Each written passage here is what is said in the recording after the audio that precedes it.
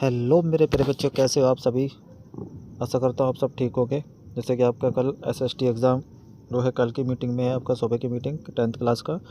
और मैं आ चुका हूँ आपके लिए एक शानदार जानदार सी वीडियो लेकर के, जिसमें आप सभी सोशल साइंस के सारे इम्पोर्टेंट एमसीक्यू क्वेश्चन को देखने वाले हैं। इससे पहले मैंने एक वीडियो को अपलोड कर दिया है सुबह। आपसे निवेदन है कि जब भी आप एग्ज़ाम देने जाइएगा उससे पहले ये हमारी वीडियो दोनों एक बार ज़रूर देखे जाइएगा।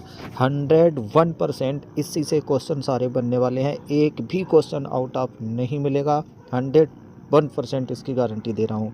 तो चलिए बच्चों, कल हमने कल की जो वीडियो थी हमारी, यानी जो नेक्स्ट वीडियो इससे पहले हमने अपलोड कर दी है, वो जो वीडियो है वो वीडियो को आप देख लीजिएगा। 40-45 मिनट की है। और इसके बाद ये जो वीडियो होने वाली है, सारे संपूर्ण सामाजिक विज्ञान के सभी एमसीक्यू इम्पोर्टेंट क्वेश्चन होने वाले हैं।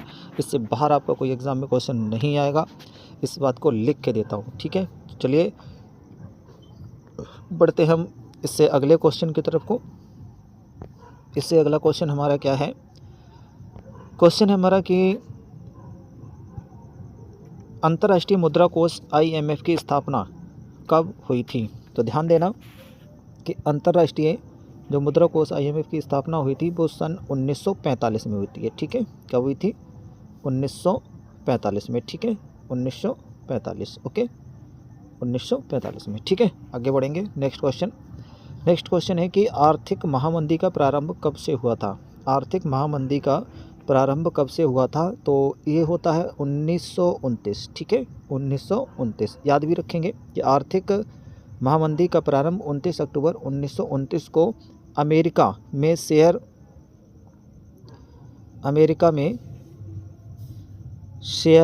मार्केट, ठीक है, अमेरिका में शेयर मार्केट गिरने से हुआ।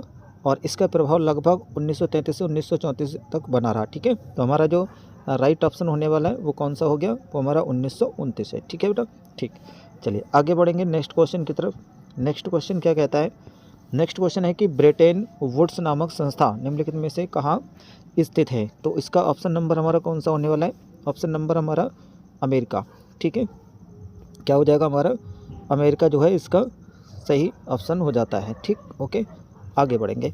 बेल्जियम कहाँ स्थित है? तो याद रखोगे बेल्जियम जो है हमारा कहाँ स्थित है? ये है हमारा यूरोप में, ठीक है। कहाँ स्थित है? यूरोप में, ठीक। नेक्स्ट क्वेश्चन की तरफ बढ़ेंगे। नेक्स्ट क्वेश्चन हमारा क्या है? नेक्स्ट क्वेश्चन है कि 1929 में आर्थिक महामंदी का मुख्य कारण क्या था। 1929 में आर्थिक महामंदी का मुख्य कारण क्या था? तो ध्यान रखेंगे उद्योगों, ध्यान रखना है बच्चों कि उद्योगों की संख्या में वृद्धि, ठीक है। आगे बढ़ेंगे नेक्स्ट क्वेश्चन की तरफ। नेक्स्ट क्वेश्चन है कि ब्रिटेन में कार्बन कानून समाप्त करने का क्या कारण था। ब्रिटेन में कार्बन कानून समाप्त करने का क्या कारण था? जनसंख्या वृद्धि और कृषि उत्पादों में अधिकता, कारण आयात पर नियंत्रण, उद्योग एवं शहरी लोगों का विरोध। बिल्कुल जी, बिल्कुल डी ऑप्शन आपका सही हो जाएगा, ठीक है। ये आपका डी ऑप्शन सही होगा, ठीक। बढ़ेंगे नेक्स्ट क्वेश्चन की तरफ। नेक्स्ट क्वेश्चन क्या कहता है कि 1944 में ब्रिटेन वुड्स सम्मेलन कहाँ आयोजित किया गया। 1944 में ब्रिटेन वुड्स सम्मेलन कहाँ जो है आयोजित किया गया था, ठीक है। तो इसका जो आंसर हमारा बनेगा वो राइट आंसर क्या हो जाएगा? अमेरिका में, ठीक है। क्या हो जाएगा इसका राइट आंसर? अमेरिका इसका सही जवाब होगा, ठीक। आगे बढ़ेंगे नेक्स्ट क्वेश्चन की तरफ। नेक्स्ट क्वेश्चन क्या है देखेंगे। नेक्स्ट क्वेश्चन है हमारा कि दो राज्यों के बीच वस्तुओं का आदान प्रदान क्या कहलाता है। राष्ट्रीय व्यापार, आंतरिक व्यापार, वस्तु विनिमय, आंतरिक व्यापार, ठीक है। चलिए जो ऑप्शन हमारा ना उसका में होगा वो हो जाएगा हमारा option number D is the correct option, ठीक है। अगले क्वेश्चन पे पढ़ेंगे। नेक्स्ट क्वेश्चन क्या कहता है देखेंगे ध्यान से कि संयुक्त राष्ट्र संघ का मुख्यालय कहाँ स्थित है, ठीक है। संयुक्त राष्ट्र संघ का मुख्यालय कहाँ स्थित है, ठीक है। संयुक्त राष्ट्र संघ का मुख्यालय कहाँ स्थित है? तो इसका जो आंसर हो जाएगा आपका करेक्ट आंसर होने वाला है वो क्या हो जाएगा? न्यूयॉर्क, ठीक है। कहाँ है? न्यूयॉर्क में, ठीक है। बात किसकी करते हैं? न्यूयॉर्क की। 1951 में जो है न्यूयॉर्क शहर में स्थित है और 9 जनवरी 1951 में इसका मुख्यालय खोला गया था। चलिए आगे बढ़ेंगे। नेक्स्ट क्वेश्चन क्या है हमारा वो देखेंगे। संयुक्त राष्ट्र संघ की स्थापना कब होती है? तो संयुक्त राष्ट्र की स्थापना जो होती थी वो सन 1945 में, ठीक है। कब होती है? 1945 में, ठीक है। नेक्स्ट क्वेश्चन की तरफ। नेक्स्ट क्वेश्चन देखेंगे हमारा नेक्स्ट क्वेश्चन क्या है भाई, नेक्स्ट क्वेश्चन है, नेक्स्ट क्वेश्चन हमारा आता है कि गुजरात के समुद्री तट पर स्थित किस बंदरगाह के माध्यम से भारत खाड़ी और लाल सागर बंदरगाहों से जुड़ा हुआ था। ठीक है, तो इसका आंसर जो होता है हमारा वो D is the correct answer हो जाएगा, सूरत बंदरगाह। ठीक है, क्या हो जाएगा, सूरत बंदरगाह। अगला क्वेश्चन, 1885 में भारत की पहली जूट मिल लगाई गई थी। 1885 में बताना है भारत की पहली जूट मिल कहाँ लगाई गई थी। तो आंसर इसका जो होता है वो होगा हमारा बंगाल। ठीक है, क्या हो जाएगा, बंगाल में। कब लगाई गई थी, 1885 में। याद रखना है कि 1885 में लगाई गई थी। चलिए नेक्स्ट क्वेश्चन की तरफ बढ़ेंगे। नेक्स्ट क्वेश्चन है कि 18वीं शताब्दी के अंत में नए युग का पहला प्रतीक किसे माना गया था। तो इसका ऑप्शन जो होगा वो हमारी दलहन को माना गया था। ठीक है, 18वीं शताब्दी के अंत में नए युग का पहला प्रतीक किसे माना गया था, बेटा दलहन को माना गया था। ठीक है, आगे बढ़ेंगे नेक्स्ट क्वेश्चन की तरफ। हमें जल्दी जल्दी करना है क्योंकि आपका सुबह एग्जाम है। ओके, हमें सारे क्वेश्चन कवर कराने हैं। चलिए अगला क्वेश्चन क्या है, औद्योगिक क्रांति किस देश में प्रारंभ हुई थी। ठीक है, औद्योगिक क्रांति इंग्लैंड से शुरू हुई थी। देखेंगे, हाँ जी, ये सी ऑप्शन इसका राइट आंसर हो जाएगा। ठीक है, सी ऑप्शन इसका करेक्ट हुआ। चलिए आगे बढ़ेंगे और आगे बढ़ेंगे नेक्स्ट क्वेश्चन की तरफ। नेक्स्ट क्वेश्चन हमारा क्या है, नेक्स्ट क्वेश्चन है मार्टिन लूथर थे, मतलब मार्टिन लूथर कौन थे। ठीक है, ये बताना है आपको। तो बेटा मार्टिन लूथर कौन थे, एक सुधारक दार्शनिक थे, समाज सुधारक, शासक, वैज्ञानिक, धर्म सुधारक। ठीक है, तो यहाँ पे कौन थे, समाज सुधारक, धर्म सुधारक, तो यहाँ पे आंसर हो जाएगा धर्म सुधारक। ठीक है, कौन थे, धर्म सुधारक। नेक्स्ट क्वेश्चन पे बढ़ेंगे। नेक्स्ट क्वेश्चन क्या है वो देखेंगे। हाथ के कागज पर हस्तलिखित पुस्तकों को कहा जाता था या कहा जाता है। ठीक है बाबू, क्या कहा जाता है, गैली, प्लाटेन, पांडुलिपि, वेलम, प्लाटेन। तो कागज पर याद रखना, कागज पर जो हाँ पर हाथ लिखी लिपि को क्या कहते थे, क्या कहा जाता था, पांडुलिपि कहा जाता था। ठीक है, क्या कहा जाता था, पांडुलिपि। ओके, आंसर क्या हो जाएगा, option number B is the correct option. आगे बढ़ेंगे, आगे बढ़ेंगे भाई, आगे बढ़ेंगे। देखेंगे कि भारत में प्रिंटिंग प्रेस किस शताब्दी में आई थी। बहुत इंपॉर्टेंट क्वेश्चन है। ठीक है, इंपॉर्टेंट क्वेश्चन है ये, इंपॉर्टेंट क्वेश्चन हो जाता है ये। ठीक है भाई, चलिए क्या बोला है कि भारत में प्रिंटिंग प्रेस किस शताब्दी में आई थी। तो ये 16वीं शताब्दी में आई थी भैया। कब आई थी, 16वीं शताब्दी में आई थी। चलिए बहुत अच्छे, 16वीं शताब्दी में आई थी। ठीक है बाबू, चलिए ये भी क्वेश्चन, आगे बढ़ेंगे क्वेश्चन पे और आगे क्वेश्चन देख लेंगे कि कौन सा क्वेश्चन हमारा आ रहा है। देखिए क्वेश्चन नंबर ये है, मार्टिन लूथर थे, तो ये आपका हो चुका है।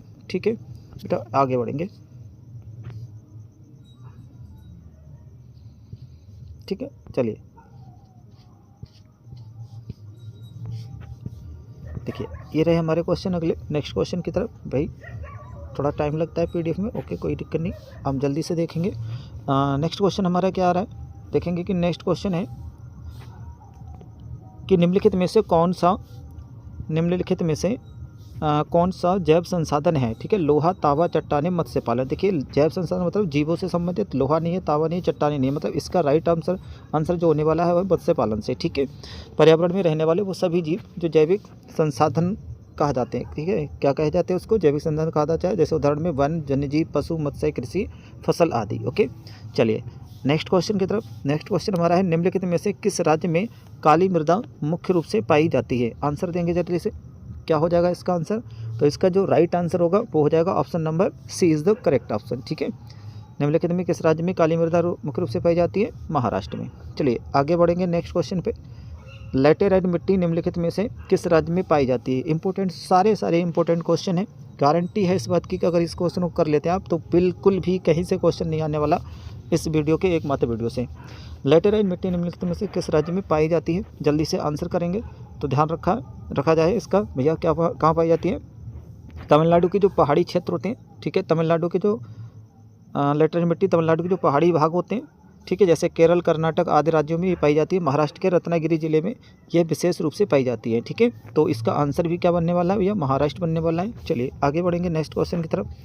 निम्नलिखित में से किस राज्य में लाल मिट्टियाँ पाई जाती हैं। अब देखिए लाल मिट्टी की बात जब होती है तो कहाँ मिलेगी ये लाल मिट्टी, बुंदेलखंड से लेकर के और दक्षिण भारत में लाल मिट्टी कहाँ से, उत्तर प्रदेश के बुंदेलखंड से लेकर दक्षिण के प्रायद्वीपीय तक पाई जाती है। ओके, तो इसका जो आंसर करेक्ट होने वाला है वो कौन सा करेक्ट आंसर होगा, उत्तर प्रदेश। ठीक है, कहाँ पाई जाती है, उत्तर प्रदेश में। बढ़ेंगे नेक्स्ट क्वेश्चन की तरफ। निम्नलिखित में से किसकी अधिक मात्रा जलोढ़ मिट्टी पाई जाती है? निम्नलिखित में से किसकी अधिक मात्रा जलोढ़ मिट्टी पाई जाती है? पोटास, चूना, फास्फोरस, इनमें से सभी। तो इसका जो राइट आंसर होगा वो हो जाएगा option number C is the correct option. Phosphorus और ह्यूमस की अधिकता पाई जाती है जलोढ़ मिट्टी में। ठीक है, आगे बढ़ेंगे। नेक्स्ट क्वेश्चन, पंजाब में भूमि निम्नीकरण का निम्नलिखित में से प्रमुख कारण क्या है? गहन खेती, अधिक सिंचाई, वनोन्मूलन, अति पशुचारण। ठीक है, तो आंसर इसका क्या बनने वाला है भैया? आंसर हो जाएगा इसका B is the correct option, अधिक सिंचाई। ठीक है, आगे बढ़ेंगे। नेक्स्ट क्वेश्चन देखेंगे, निम्न में से कौन सा एक व्यक्तिगत संसाधन नहीं है? व्यक्तिगत संसाधन नहीं है तो आपको बताना है कि व्यक्तिगत संसाधन बागान, चरागाह, भूमि, खनिज संसाधन। तो इसका आंसर का जवाब देंगे फटाफट। क्या आंसर होने वाला है इसका? इसका आंसर जो होना, देखिए, खनिज संसाधन, बागान, भूमि, चरागाह ये व्यक्तिगत संसाधन है, जबकि ये वाला जो संसाधन है D is the correct option, खनिज संसाधन, ये हमारा व्यक्तिगत संसाधन नहीं है। ठीक है, चलिए नेक्स्ट क्वेश्चन की तरफ बढ़ते हैं। नेक्स्ट क्वेश्चन क्या है देखेंगे। नेक्स्ट क्वेश्चन है हमारा कि पर्वतों पर मृदा अपरदन का साधन है? पवन, जल, हिमनद, पशु चरण। ठीक है, देखिए इसका जो पर्वत होते हैं उन पे बहुत ज़्यादा बारिश होती है, मृदा अपरदन का साधन क्या है? तो इसका आंसर जो बनता है, राइट आंसर होगा हमारा, वो हो जाएगा जल। ठीक है, क्या हो जाएगा? जल। चलिए नेक्स्ट क्वेश्चन हमारा क्या है? निम्नलिखित में से किस राज्य में काली मिट्टी पाई जाती है? झारखंड, गुजरात, राजस्थान, बिहार। ठीक है, जल्दी से बताएंगे। झारखंड, गुजरात, राजस्थान, बिहार। ठीक है, क्या हो जाएगा इसका सही आंसर? इसका सही आंसर होगा झारखंड, गुजरात, राजस्थान, बिहार। कौन सा सही आंसर होगा? तो ध्यान रखोगे महाराष्ट्र में। इसको थोड़ा सा देखेंगे। महाराष्ट्र, गुजरात में प्रमुख रूप से काली मिट्टी पाई जाती है। तो भैया यहाँ जो हमारा है वो गुजरात है, महाराष्ट्र है नहीं, तो हमारा आंसर क्या होने वाला है? गुजरात। ठीक है, अगर यहाँ पे महाराष्ट्र होता तो हम महाराष्ट्र लगाते, गुजरात और महाराष्ट्र दोनों होता तो इसमें एक ऑप्शन होता ए व बी, ऐसे करके दोनों। ठीक, ओके। नेक्स्ट क्वेश्चन की तरफ, भूमि एक डैश संसाधन है, भूमि एक डैश डैश संसाधन है, प्राकृतिक, मानव निर्मित, सौर ऊर्जा से निर्मित, उपरोक्त में से कोई नहीं। तो इसका जो आंसर होगा वो है हमारा कैसा? प्राकृतिक संसाधन होता है। ठीक है, भूमि कैसा है? प्राकृतिक संसाधन है।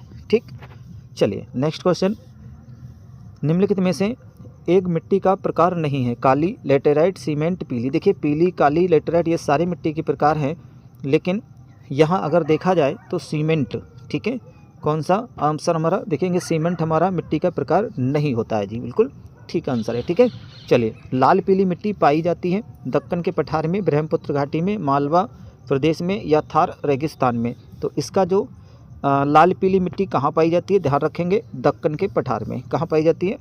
दक्कन के पठार में पाई जाती है। ठीक है भाई, आगे बढ़ेंगे। नेक्स्ट क्वेश्चन, निम्नलिखित में से कौन अजैवीय संसाधन है? अजैवीय मतलब जो जैवीय नहीं है, जैसे चट्टाने, पौधे, मछलियाँ। देखो पशु, मछलियाँ, पौधों में सभी में जान होती है। एक ही ऑप्शन हमारा है वो है ए ऑप्शन। ठीक है, और A option is the correct option. ठीक, आगे बढ़ेंगे नेक्स्ट क्वेश्चन की तरफ, और नेक्स्ट क्वेश्चन हमारा रहेंगे, देखिए ये रहा आपका next question.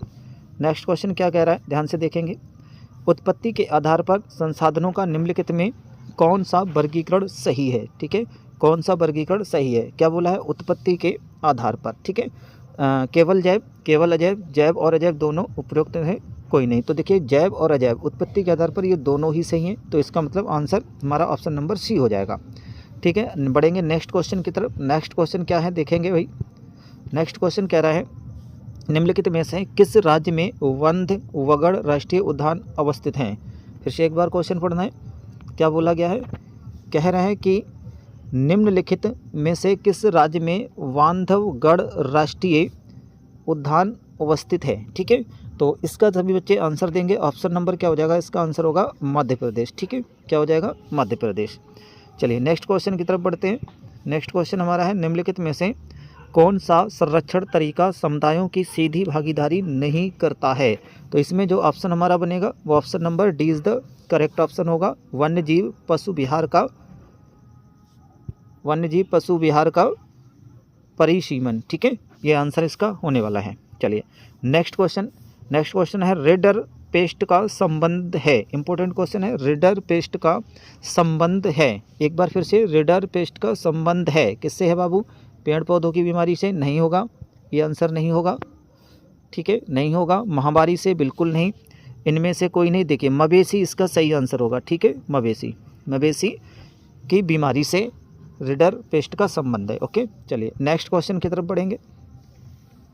Green India mission किस वर्ष में आरंभ किया गया था? ठीक है, ग्रीन इंडिया मिशन किस वर्ष में आरंभ किया गया था? 2013 जी नहीं, 2012 नहीं, क्या 2011 नहीं। ऑप्शन नंबर इज़ द सी, ठीक है। क्या होगा? 2014 हो, ठीक है। 2014 में जो है ग्रीन इंडिया मिशन की स्थापना की गई थी। चलिए आगे क्वेश्चन पे देखेंगे, बढ़ेंगे अगले क्वेश्चन पे।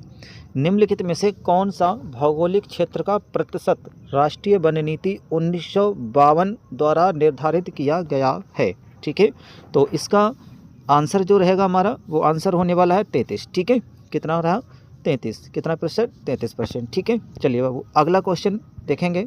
हम नेक्स्ट क्वेश्चन की तरफ बढ़ते हैं और नेक्स्ट क्वेश्चन ये रहा हमारी स्क्रीन पर।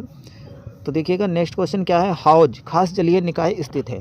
हौज खास जलीय निकाय स्थित है कहाँ है? दिल्ली में। कहाँ है? दिल्ली इसका सही आंसर होगा। बढ़ेंगे नेक्स्ट क्वेश्चन की तरफ। नेक्स्ट क्वेश्चन देखेंगे क्या है। सबसे लंबा राष्ट्रीय जल मार्ग, बहुत इंपॉर्टेंट क्वेश्चन है, ठीक है। इंपॉर्टेंट क्वेश्चन है ये, ध्यान देना, वेरी इंपॉर्टेंट क्वेश्चन है ये, ठीक है। वेरी इंपॉर्टेंट क्वेश्चन है।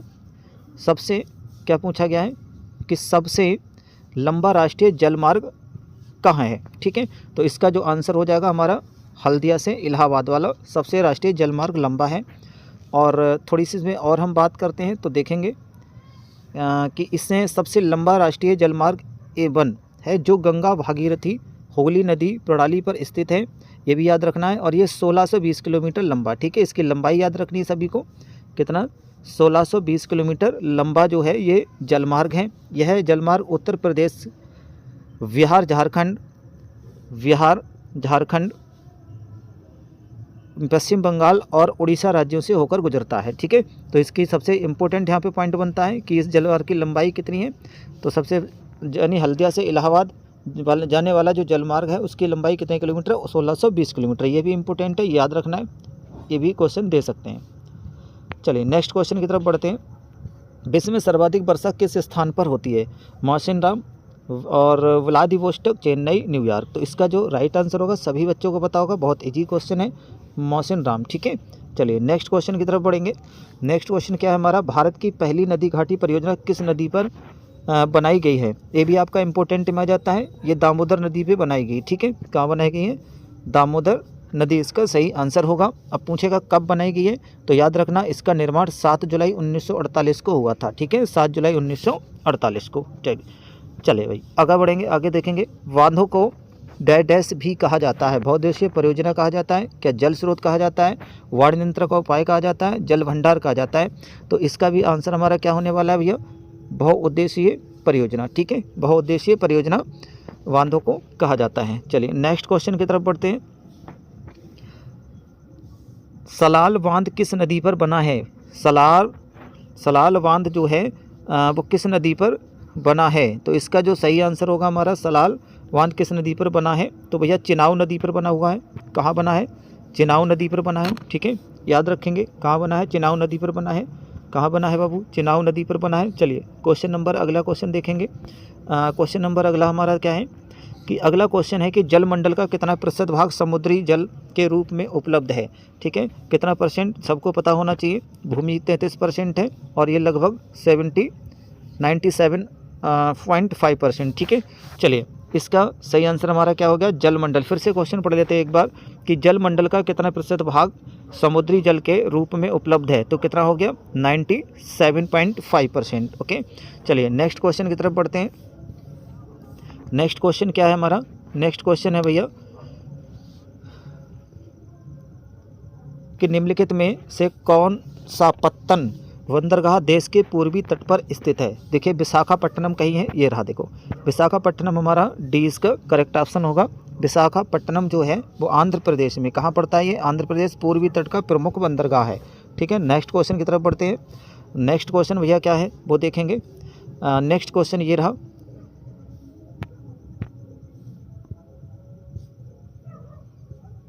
ठीक है। नेक्स्ट क्वेश्चन हमारा ये रहा। नेक्स्ट क्वेश्चन क्या है देखिएगा।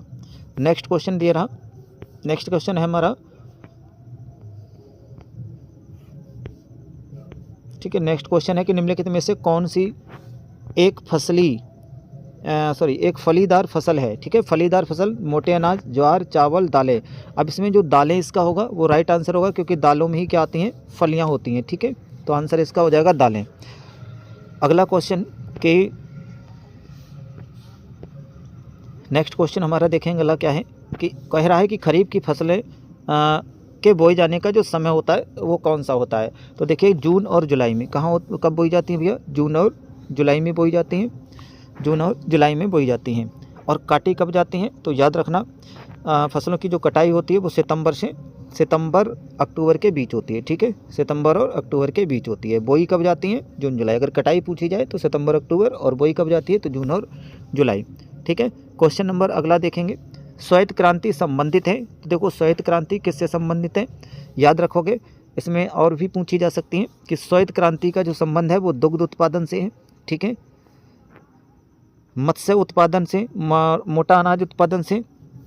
अगर पूछता है कि श्वेत क्रांति संबंध किससे है, दुग्ध उत्पादन से। ठीक है, हमारा ऑप्शन क्या बन गया भैया, इसमें ऑप्शन नंबर ए सही होगा। अब यहाँ पे थोड़ी सी इसके बारे में और बात याद रखना कि जो भारत में 1970 में आरंभ हुई थी, यानी कि पूछा जाता है कि श्वेत क्रांति कब शुरू हुई थी। श्वेत क्रांति की शुरुआत कब हुई थी, 1970 में। और विश्व के सबसे बड़े डेयरी विकास कार्यक्रम ऑपरेशन फ्लड का नेतृत्व डॉक्टर वर्गीज कुरियन ने किया था। ठीक है, और दूध की कमी झेल रहे थे देश हमारा, और विश्व में सबसे अधिक दुग्ध उत्पादन करने वाला देश बना दिया। ठीक, अन्य क्रांतियां अगर इनकी देखें तो कुछ अन्य क्रांतियां भी इसमें शामिल हैं, जैसे इनको भी याद रखना है, बहुत इंपॉर्टेंट है। इनमें से एक आध क्वेश्चन 100% आपको मिलेगा। ठीक है, तो दुग्ध की क्रांति, यानी दुग्ध से संबंधित कौन सी है, श्वेत क्रांति। अगर बात करता है हरित क्रांति की, तो हरित क्रांति का संबंध किससे है, खाद्यान्न उत्पादन से है। नीली क्रांति का उत्पादन किससे है, नीली क्रांति का उत्पादन किससे है, तो नीली क्रांति का उत्पादन जो होगा, ठीक है, तो नीली क्रांति देखिए, हरित क्रांति का उत्पादन किससे हुआ, खाद्यान्न उत्पादन से। नीली क्रांति का मत्स्य पालन से। मुख्य क्रांति मोटे अनाज उत्पादन से। रजत क्रांति अंडे के उत्पादन से। ठीक है, सभी इम्पोर्टेंट हैं, इन सबको याद रखना है, और इनमें से कोई एक आध क्वेश्चन आपसे ज़रूर पूछा जाएगा क्रांति से। ओके, चलिए नेक्स्ट क्वेश्चन की तरफ बढ़ेंगे। सोपान कृषि की जाती है, सोपान कृषि कहाँ की जाती है, तो याद रखना सोपान कृषि जो ढलान वाली जो भूमि होती है वहाँ सोपान कृषि की जाती है। आंसर इसका बी सही है, ढाल वाली भूमि पर। ठीक है, आगे बढ़ जाएंगे, और आगे क्वेश्चन कह रहा है कि हरा सोना निम्नलिखित में से किसे कहा जाता है। बहुत बढ़िया क्वेश्चन है कि हरा सोना निम्नलिखित में से किसे कहा जाता है, तो याद रखो कि प्राकृतिक वनस्पति को। ठीक है, प्राकृतिक वनस्पति को हरा सोना कहा जाता है। चलिए बहुत बढ़िया, अगले क्वेश्चन पे बढ़ेंगे, और अगला क्वेश्चन देखेंगे क्या कह रहा है। अगला क्वेश्चन है भाई, रबी की फसलों को बोने का समय क्या होता है। तो रबी की जो फसलें बोई जाती हैं वो अक्टूबर और दिसंबर में। ठीक है, कब बोई जाती हैं, अक्टूबर और दिसंबर में। ठीक है, चलिए अक्टूबर और दिसंबर में बोई जाती हैं। ऑप्शन नंबर ए इसका करेक्ट ऑप्शन होगा। ठीक है, अगला क्वेश्चन देखेंगे, निम्नलिखित में से कौन सी फसल मुख्य रूप से जायद फसल का उदाहरण है। ठीक है, जायद फसल जो रबी और खरीफ की क्रॉप की फसल नहीं होती हैं, रबी फसल और खरीफ की फसलें नहीं होती हैं, वो जायद फसल में आती हैं। जैसे गर्मियों के दिन में बोई जाती हैं, तो इसमें तरबूज है। ठीक है, क्या है देखेंगे कौन कौन सी फसल है, तरबूज है, खरबूज है, ककड़ी, खीरा आदि मुख्यतः जायद की फसलें होती हैं। तो इसमें जो ऑप्शन हमारा हो जाएगा वो D is the correct option. ठीक है, डी इसका क्या होगा, सही आंसर होगा। चलिए नेक्स्ट क्वेश्चन पे बढ़ेंगे। नेक्स्ट क्वेश्चन पे आ जाए, निम्नलिखित में से किस राज्य में सबसे अधिक प्रतिशत कृषि भूमि पर खेती होती है। निम्नलिखित में से किस राज्य में सबसे अधिक प्रतिशत कृषि भूमि पर खेती होती है। तो मिजोरम, मणिपुर, पंजाब, केरल। तो इसका जो सही आंसर होगा हमारा वो सबसे ज़्यादा पंजाब। ठीक है, कहाँ होती है, पंजाब में। चलिए नेक्स्ट क्वेश्चन की तरफ बढ़ते हैं। नेक्स्ट क्वेश्चन क्या है, कपास की खेती के लिए निम्नलिखित में से कौन सी मिट्टी उपयुक्त है। मोस्ट इम्पोर्टेंट लगाइएगा, मोस्ट इम्पोर्टेंट। ठीक है, ये मोस्ट इम्पोर्टेंट है, कल के एग्ज़ाम में आपको ये मिलेगा, ठीक है। चलिए फिर से एक बार, कपास की खेती के लिए निम्नलिखित में से कौन सी मिट्टी उपयुक्त है, अथवा कपास की खेती के लिए सबसे उचित भूमि कौन सी है। तो याद रखें ना, इसको काली मिट्टी को नाम से जानते हैं और क्या होती है, कपास के लिए बहुत ज़्यादा उपयुक्त मानी जाती है, ठीक है। नेक्स्ट क्वेश्चन, बर्तन एवं दहन कृषि निम्नलिखित में से किस राज्य में अपनाई जाती है। फिर से, बर्तन एवं दहन कृषि, झूम कृषि जिसे कहते हैं, निम्नलिखित में से किस राज्य में अपनाई जाती है। तो याद रखना, मिज़ोरम में अपनाई जाती है। कहाँ अपनाई जाती है, मिज़ोरम में, ठीक है। नेक्स्ट क्वेश्चन देखेंगे, चाय की खेती के लिए कौन सी मिट्टी उपयुक्त होती है, ठीक है। अब चाय की खेती जो की जाती है उसके लिए कौन सी मिट्टी उपयुक्त होती है। तो चाय की खेती के लिए जो हमारी मिट्टी उपयुक्त होती है वो होती है लैटेराइट मिट्टी, ठीक है। क्या आंसर होगा हमारा, लैटेराइट मिट्टी, ठीक है बाबू, लैटेराइट मिट्टी इसका सही आंसर होगा। चलिए नेक्स्ट क्वेश्चन की तरफ बढ़ते हैं।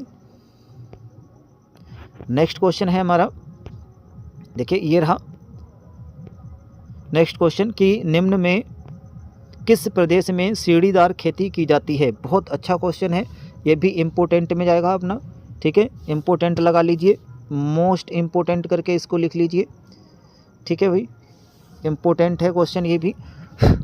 तो ये इसका जो सही आंसर होगा हमारा, ठीक है, वो क्या हो जाएगा, वो हमारा होगा उत्तराखंड, ठीक है। क्या हो जाएगा इसका आंसर, उत्तराखंड इसका राइट आंसर होगा। चलिए नेक्स्ट क्वेश्चन की तरफ बढ़ेंगे, निम्न में से कौन सी रेशेदार फसल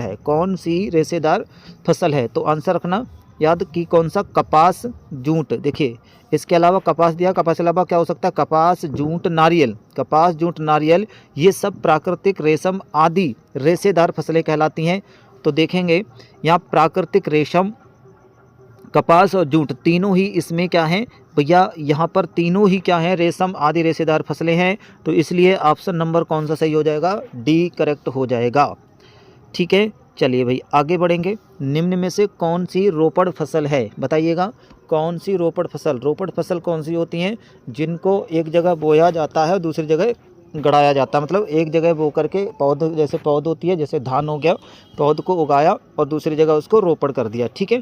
तो गेहूं नहीं, इसको एक ही बार बोया जाता है, वहीं पक जाता है ना, चना भी बोया जाता है, मूंगफली। तो इसका जो राइट आंसर होने वाला है वो कौन सा होगा, गन्ना, ठीक है, गन्ना इसका करेक्ट ऑप्शन होगा, ठीक है। गन्ने के साथ भी और भी कुछ याद रखना है, जैसे गन्ना हो गया, कहवा हो गया, रबड़ हो गया, ठीक है, रबड़ हो गया, नारियल हो गया, केला हो गया, धान हो गया, इस तरह के ये रोपड़ फसल कहलाती हैं। चलिए नेक्स्ट क्वेश्चन की तरफ बढ़ेंगे भाई, कि निम्नलिखित में से कौन सी फसल मोटे अनाज के अंतर्गत सम्मिलित की जाती है। अब देखिए मोटे अनाज के अंतर्गत कौन सी फसलें आती हैं उनको ध्यान देंगे पहले, बाद में ऑप्शन इसका टिक करेंगे, ठीक है। देखो मोटे अनाज में कौन आता है, बाजरा, ज्वार, रागी, ठीक है, सावा, कोदो आदि मुख्य रूप से क्या हैं, मोटे अनाज की फसलें कहलाती हैं।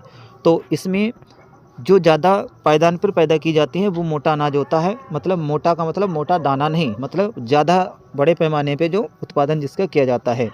चलिए तो इसका आंसर हमारा हो चुका है, C is the correct answer, ठीक है। चलिए नेक्स्ट क्वेश्चन होगा, निम्नलिखित में से कौन सी रबी की फसल है। बेटा रबी की फसल बतानी है, तो याद रखना कि जो रबी की जो फसलें होती हैं, कौन सी फसलें हैं, रबी की जो फसलें होती हैं ये कब बोई जाती हैं, ठीक है। तो बोई कब जाती हैं ये देखिएगा, रबी की फसल अक्टूबर से नवंबर के महीने में बोई जाती हैं और बुआई के समय कम तापमान तथा पकते समय गर्म वातावरण की आवश्यकता होती है। उदाहरण में जैसे अभी क्या है, गेहूं बो दिया है सबने, जौ है, चना है, मटर है, सरसों है, ये सब क्या फसलें होती हैं, रबी की फसलें कहलाती हैं। तो हमारा इसका जो राइट आंसर होगा वो क्या हो जाएगा, गेहूं हो जाएगा, ठीक है। चलिए नेक्स्ट क्वेश्चन पे, निम्नलिखित में से कौन खरीफ की फसल है, निम्नलिखित में से कौन खरीफ की फसल है। तो खरीफ की फसलें पे थोड़ा सा नज़र डालेंगे कि कौन कौन सी हैं, ज़रूरी नहीं कि यही आ जाए, चेंज होकर भी आ सकता है, ठीक है। तो देखिए खरीफ की मुख्य फसलों में कौन आता है, जैसे धान, मक्का, बाजरा, ज्वार, जूट इत्यादि, है ना। तो इसमें हमारा ऑप्शन कौन सा मिल रहा है भाई, हमारा ऑप्शन मिल रहा है बी धान भी आ रहा है और सी क्या आ रहा है भैया, कपास भी आ रहा है, तो इसका जो सही आंसर होगा वो कपास तो है नहीं, मतलब धान होगा। ठीक है, क्या हो जाएगा? धान। तो धान इसका क्या हो जाएगा? सही आंसर होगा, जो खरीफ की फसल के अंतर्गत आता है। ठीक है, चलिए नेक्स्ट क्वेश्चन पे बढ़ते हैं अपने। नेक्स्ट क्वेश्चन क्या है? नेक्स्ट क्वेश्चन कहता है कि निम्नलिखित में से कौन सा खनिज धात्विक है?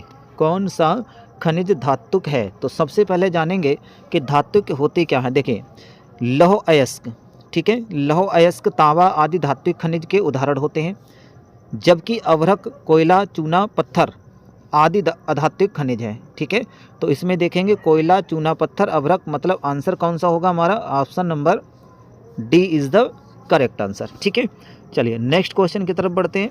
नेक्स्ट क्वेश्चन है, निम्नलिखित में से कौन सा खनिज अधात्विक है? कौन सा खनिज अधात्विक है? अधात्विक मतलब है जो धातु नहीं होती है।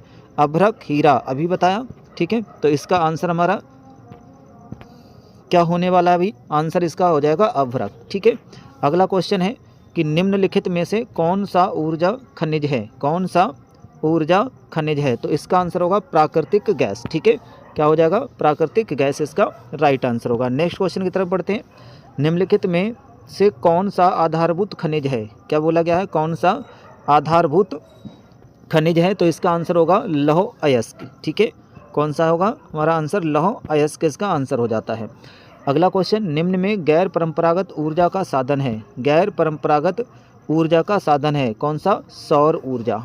ठीक है, गैर परंपरागत ऊर्जा का साधन कहलाता है।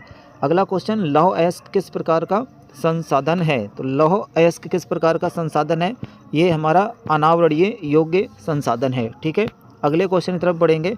निम्नलिखित में से कौन सा राज्य तांबा का मुख्य उत्पादक है? बहुत अच्छा क्वेश्चन है भाई। ठीक है, बहुत अच्छा क्वेश्चन है ये। मध्य प्रदेश, उत्तर प्रदेश, तमिलनाडु, बिहार, तो इसका जो भाई आंसर होने वाला है वो मध्य प्रदेश होगा। ठीक है, क्या हो जाएगा? मध्य प्रदेश। नेक्स्ट क्वेश्चन पे बढ़ेंगे। नेक्स्ट क्वेश्चन हमारा क्या है? नेक्स्ट क्वेश्चन है कि मोनेजाइट रेत में निम्नलिखित में से कौन सा खनिज पाया जाता है? तो यहाँ पे ध्यान रखना, इसमें क्या पाया जाता है? थोरियम पाया जाता है बाबू। क्या पाया जाता है? थोरियम। ठीक है, नेक्स्ट क्वेश्चन बढ़ेंगे। नेक्स्ट क्वेश्चन है, निम्नलिखित में से कौन सा परंपरागत संसाधन है? कौन सा परंपरागत संसाधन है? ठीक है, तो परंपरागत जिन संसाधनों का उपयोग से उनका भंडारण घटता जाता है, ऐसे संसाधन को हम परंपरागत संसाधन कहते हैं, है ना। जैसे इसमें कौन कौन आता है? देखिए, यानी कि हम किसी चीज़ की खपत करते हैं और खपत करते समय उसका क्या होता है, अगर उसकी खान या खाने हैं ख़त्म होती हैं, या फिर वो संसाधन जो समाप्त होने वाले होते हैं, ठीक है, उन्हें हम कहते हैं परंपरागत संसाधन। तो परंपरागत संसाधन में कौन कौन आता है एक बार यहाँ देखेंगे। ऐसे संसाधन परंपरागत कौन से? जैसे कोयला कैसे में आता है? कौन सा हमारा है परंपरागत संसाधन? पेट्रोलियम, बायोगैस, प्राकृतिक गैस आदि। ठीक है, तो इसका जो राइट आंसर होने वाला है वो कौन सा हो जाता है? प्राकृतिक गैस इसका करेक्ट आंसर होगा। चलिए नेक्स्ट क्वेश्चन की तरफ बढ़ेंगे। थोड़ी सी स्पीड बढ़ाते हैं भाई। ठीक है, थोड़ी सी स्पीड बढ़ाते हैं। निम्नलिखित में से कौन सा धात्विक खनिज है? निम्नलिखित में से कौन सा धात्विक खनिज है? तो मैग्नीज इसका राइट आंसर होगा। चलिए नेक्स्ट क्वेश्चन बढ़ेंगे। नेक्स्ट क्वेश्चन है, निम्नलिखित में से कौन सा राज्य बॉक्साइट का प्रमुख उत्पादक है? भाई कौन सा राज्य? उड़ीसा। ठीक है, कौन सा राज्य होगा बॉक्साइट का उत्पादक? Orissa is the correct answer. ठीक है, चलिए नेक्स्ट क्वेश्चन की तरफ बढ़ते हैं। निम्नलिखित में से कौन सा संसाधन गैर परंपरागत है? निम्नलिखित में से कौन सा संसाधन गैर परंपरागत है? तो इसमें जो आंसर होगा हमारा पवन ऊर्जा। ठीक है, क्या आंसर होगा इसका? पवन ऊर्जा। ठीक है भाई, चलिए अगले नेक्स्ट क्वेश्चन पे बढ़ेंगे। नेक्स्ट क्वेश्चन देखेंगे क्या है। नेक्स्ट क्वेश्चन कह रहा है कि निम्नलिखित में से कौन सा ऊर्जा का परंपरागत स्रोत है, अथवा करके दिया हुआ है निम्नलिखित में से कौन सा परंपरागत संसाधन है? तो आंसर इसका हमारा ए हो जाएगा, कोयला। क्या हो जाएगा? कोयला हो जाएगा बाबू। चलिए सॉरी, क्या है अगला क्वेश्चन देखेंगे कि निम्नलिखित में से इस्पात बनाने में किस खनिज का प्रयोग किया जाता है? निम्नलिखित में से इस्पात बनाने में किस खनिज का प्रयोग किया जाता है? तो ऑप्शन हमारा क्या होने वाला है भैया? बी ऑप्शन इसका सही आंसर होगा, मैग्नीज। ठीक है, चलिए नेक्स्ट क्वेश्चन की तरफ बढ़ते हैं। एंथ्रेसाइट का संबंध किससे है? एंथ्रेसाइट का संबंध किससे है? तो याद रखना कोयला से है। एक कोयला का कोयला का पार्ट होता है एंथ्रेसाइट सबसे अच्छी किस्म का कोयला माना जाता है। ठीक है, चलिए नेक्स्ट क्वेश्चन पे पढ़ेंगे। हेमेटाइट का संबंध किस खनिज से है? हेमेटाइट का संबंध जो है वो किस खनिज से है? तो इसका जो आंसर होता है वो हमारा लौह अयस्क से होता है। ठीक है, चलिए संबंध किससे हो गया? लौह अयस्क से हो गया। अगला क्वेश्चन, निम्नलिखित में से कौन सा संसाधन पुनः चक्रीय है? ठीक है, कौन सा संसाधन पुनः चक्रीय है? पुनः चक्रीय पवन ऊर्जा। ठीक है, कौन सा है? पवन ऊर्जा इसका सही आंसर है। कोरबा प्रसिद्ध है, कोरबा प्रसिद्ध है, तो कोरबा कोयले के लिए प्रसिद्ध है। किसके लिए प्रसिद्ध है? कोयले के लिए। ठीक है, कोयले के लिए क्या है? प्रसिद्ध है। आगे बढ़ेंगे। मुंबई हाई प्रसिद्ध है, मुंबई हाई किसके लिए प्रसिद्ध है? तो याद रखना पेट्रोलियम के लिए प्रसिद्ध है, मुंबई हाई पेट्रोलियम के लिए प्रसिद्ध है। ठीक है, चलिए नेक्स्ट क्वेश्चन पे बढ़ते हैं। नेक्स्ट क्वेश्चन क्या है हमारा? नेक्स्ट क्वेश्चन कह रहा है कि निम्नलिखित में से कौन सा एक संभावी संसाधन है? कौन सा संभावी संसाधन है? ठीक है, जरा बताएंगे कौन सा संभावी संसाधन है भैया? पवन ऊर्जा। ठीक है, कौन सा आंसर होने वाला है? पवन ऊर्जा। ठीक है, कौन सा होने वाला है? पवन ऊर्जा। तो आंसर इसका होगा पवन ऊर्जा। चलिए नेक्स्ट क्वेश्चन है हमारा। नेक्स्ट क्वेश्चन क्या है कि भारत में पवन ऊर्जा का विशाल केंद्र कहाँ स्थित है? भारत में पवन ऊर्जा का विशाल केंद्र कहाँ स्थित है? तो इसका आंसर हो जाएगा हमारा तमिलनाडु में। ठीक है, कहाँ है? तमिलनाडु में। चलिए नेक्स्ट क्वेश्चन की तरफ बढ़ते हैं। मुंबई हाई प्रसिद्धि डैश डैश, मुंबई हाई प्रसिद्धि डैश डैश तेल शोधक कारखानों के लिए प्रसिद्ध है, फिल्मी सिटी के लिए प्रसिद्ध है, गेटवे ऑफ इंडिया के लिए प्रसिद्ध है। मुंबई देखेंगे सबसे ज़्यादा जो इनमें से कोई नहीं, मतलब तेल शोधक कारखानों के लिए प्रसिद्ध है ये। किसके लिए? तेल शोधक कारखाने। वैसे तो यहाँ पे फिल्म सिटी के लिए है, लेकिन फिल्म सिटी बनती है, लेकिन सबसे जो अधिक प्रसिद्ध माना जाता है वो तेल शोधक कारखानों के लिए माना जाता है। तो इसमें हमारा कोई आंसर है नहीं, तो इसका मतलब option number D is the correct answer. ठीक है, चलिए भाई बढ़ते हैं अगले नेक्स्ट क्वेश्चन पे।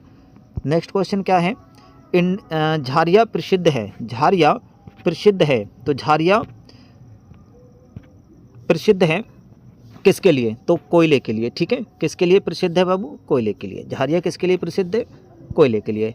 नेक्स्ट क्वेश्चन के तरफ बढ़ेंगे कि निम्नलिखित में से कौन सा नवीनीकरण योग्य संसाधन नहीं है? कौन सा नवीनीकरण योग्य संसाधन नहीं है? तो देखो जो भी जीवाश्म ईंधन है ना, तो इसका आंसर क्या बनेगा हमारा? जीवाश्म ईंधन इज़ द करेक्ट आंसर। ठीक है भाई, आगे बढ़ेंगे फटाफट से। अगला क्वेश्चन क्या है कि झारखंड का कोडरमा अग्रणी उत्पादक है, झारखंड का कोडरमा अग्रणी उत्पादक है। जल्दी से आंसर इसका देंगे तो option number is the correct option. ठीक है, अभ्रक। किसका? अभ्रक। चलिए नेक्स्ट क्वेश्चन की तरफ बढ़ते हैं। आग्नेय चट्टानों में पाया जाने वाला खनिज है, आग्नेय चट्टानों में पाया जाने वाला खनिज कौन सा है? तो याद रखना जस्ता पाया जाता है। क्या पाया जाता है? जस्ता। ठीक है, जस्ता इज़ द राइट ऑप्शन। ठीक है, क्या पाया जाता है भैया? जस्ता पाया जाता है, आंसर याद रखना है। चलिए बढ़ते हैं अपने नेक्स्ट क्वेश्चन की तरफ। नेक्स्ट क्वेश्चन क्या है? ये रहा आपके सामने, देखिए इसको देखिएगा। निम्नलिखित में से कौन से उद्योग में कच्चे माल के रूप में बॉक्साइट का प्रयोग किया जाता है? निम्नलिखित में से कौन से उद्योग में कच्चे माल के रूप में बॉक्साइट का प्रयोग किया जाता है? तो आंसर हमारा होता है, इसका आंसर होगा B is the correct option, मतलब एल्यूमिनियम। ठीक है, क्या हो जाएगा? एल्यूमिनियम इसका सही आंसर होगा। चलिए नेक्स्ट क्वेश्चन की तरफ। कृषि आधारित उद्योग का उदाहरण है, कृषि आधारित उद्योग का उदाहरण है। तो कृषि पर आधारित जो उद्योग है वो कौन सा है बाबू? तो लौह इस्पात नहीं, इसमें जो सूती वस्त्र। ठीक है, आंसर क्या होगा हमारा? सूती वस्त्र उद्योग। ठीक सूती वस्त्र उद्योग में जैसे ऊनी वस्त्र, जूट वस्त्र, रबड़, फलों के रस एवं पेय पदार्थ आदि जो है इसमें शामिल होते हैं। ठीक है भाई, आगे बढ़ेंगे। कौन सा उद्योग चूना पत्थर को कच्चे माल के रूप में प्रयुक्त करता है? कौन सा उद्योग चूना पत्थर को कच्चे माल के रूप में प्रयुक्त करता है? ठीक है, तो इसका जो आंसर सही होगा, आंसर जो इसका होने वाला है बाबू वो होगा सीमेंट। ठीक है, cement is the correct option. ठीक, चलिए नेक्स्ट क्वेश्चन की तरफ बढ़ेंगे। नेक्स्ट क्वेश्चन क्या है देखेंगे कि भारत में कौन सा नगर को, है ना, कौन सा नगर को इलेक्ट्रॉनिक उद्योग की राजधानी कहा जाता है? भारत के इलेक्ट्रॉनिक राजधानी के नाम से भी जाना जाता है। तो इसका जो सही आंसर होगा वो होगा बेंगलुरु। ठीक है, क्या होगा? बेंगलुरु। चलिए नेक्स्ट क्वेश्चन की तरफ बढ़ेंगे। नेक्स्ट क्वेश्चन है कौन सा उद्योग चूना पत्थर को कच्चे माल के रूप में प्रयुक्त करता है? फिर से एक बार क्वेश्चन पढ़ते हैं। कौन सा उद्योग चूना पत्थर को कच्चे माल के रूप में प्रयुक्त करता है? तो इसका जो सही आंसर होगा वो होगा सीमेंट। ठीक है, क्या होगा? सीमेंट होगा। ठीक है भाई, चलिए बढ़ेंगे नेक्स्ट क्वेश्चन की तरफ। नेक्स्ट क्वेश्चन क्या है देखते हैं। निम्नलिखित में से कौन सा खनिज आधारित उद्योग है? खनिज आधारित उद्योग है। तो फिर से देखिए इसका आंसर एक बार फिर से सीमेंट बनने वाला है। खनिज आधारित उद्योग, सूती वस्त्र, जूट, चीनी नहीं, मतलब सीमेंट जो है खनिज आधारित उद्योग कहलाता है। बढ़ेंगे नेक्स्ट क्वेश्चन पे। निम्नलिखित में से आधारभूत उद्योग कौन सा है? ठीक है, आधारभूत उद्योग कौन सा है? तो इसमें हमारा आंसर होता है आधारभूत उद्योग में लौह एवं इस्पात इज द करेक्ट ऑप्शन। ठीक है, चलिए नेक्स्ट क्वेश्चन की तरफ बढ़ेंगे। नेक्स्ट क्वेश्चन हमारा क्या है? ठीक है, नेक्स्ट क्वेश्चन क्या है भाई देखेंगे। नेक्स्ट क्वेश्चन है कि भारतीय रेल के प्रखंडों की कुल संख्या कितनी है? तो याद रखना भारतीय रेल प्रखंडों की संख्या है हमारी 18। कितनी है? 18 है। 18 is the right answer. Next question क्या है? नेक्स्ट क्वेश्चन है कि भारत में परिवहन का प्रमुख संसाधन है। भारत में परिवहन का प्रमुख संसाधन है सड़क परिवहन, वायु परिवहन, रेल परिवहन, पाइपलाइन। तो इसमें जो आंसर होगा हमारा वो सड़क परिवहन होगा। ठीक है, चलिए नेक्स्ट क्वेश्चन है। नेक्स्ट क्वेश्चन क्या है हमारा? निम्नलिखित में से परिवहन का कौन सा साधन अति दुर्गम संस्थानों के लिए अत्यंत आवश्यक है? तो इसमें जो हमारा परिवहन का कौन सा संसाधन अति दुर्गम स्थानों के लिए अत्यंत आवश्यक है? वायु परिवहन। ठीक है, जहाँ कोई चीज़ नहीं पहुँच सकती वहाँ पे वायु परिवहन के लिए। ठीक है, चलिए नेक्स्ट क्वेश्चन बढ़ेंगे। नेक्स्ट क्वेश्चन क्या है कि भारत में वायु परिवहन का राष्ट्रीयकरण कब किया गया? ठीक है, भारत में वायु का परिवहन का राष्ट्रीयकरण जो था वो कब किया गया? तो इसका जो सही आंसर होगा हमारा वो होगा 1953 में। ठीक है, कब किया गया? 1953 में।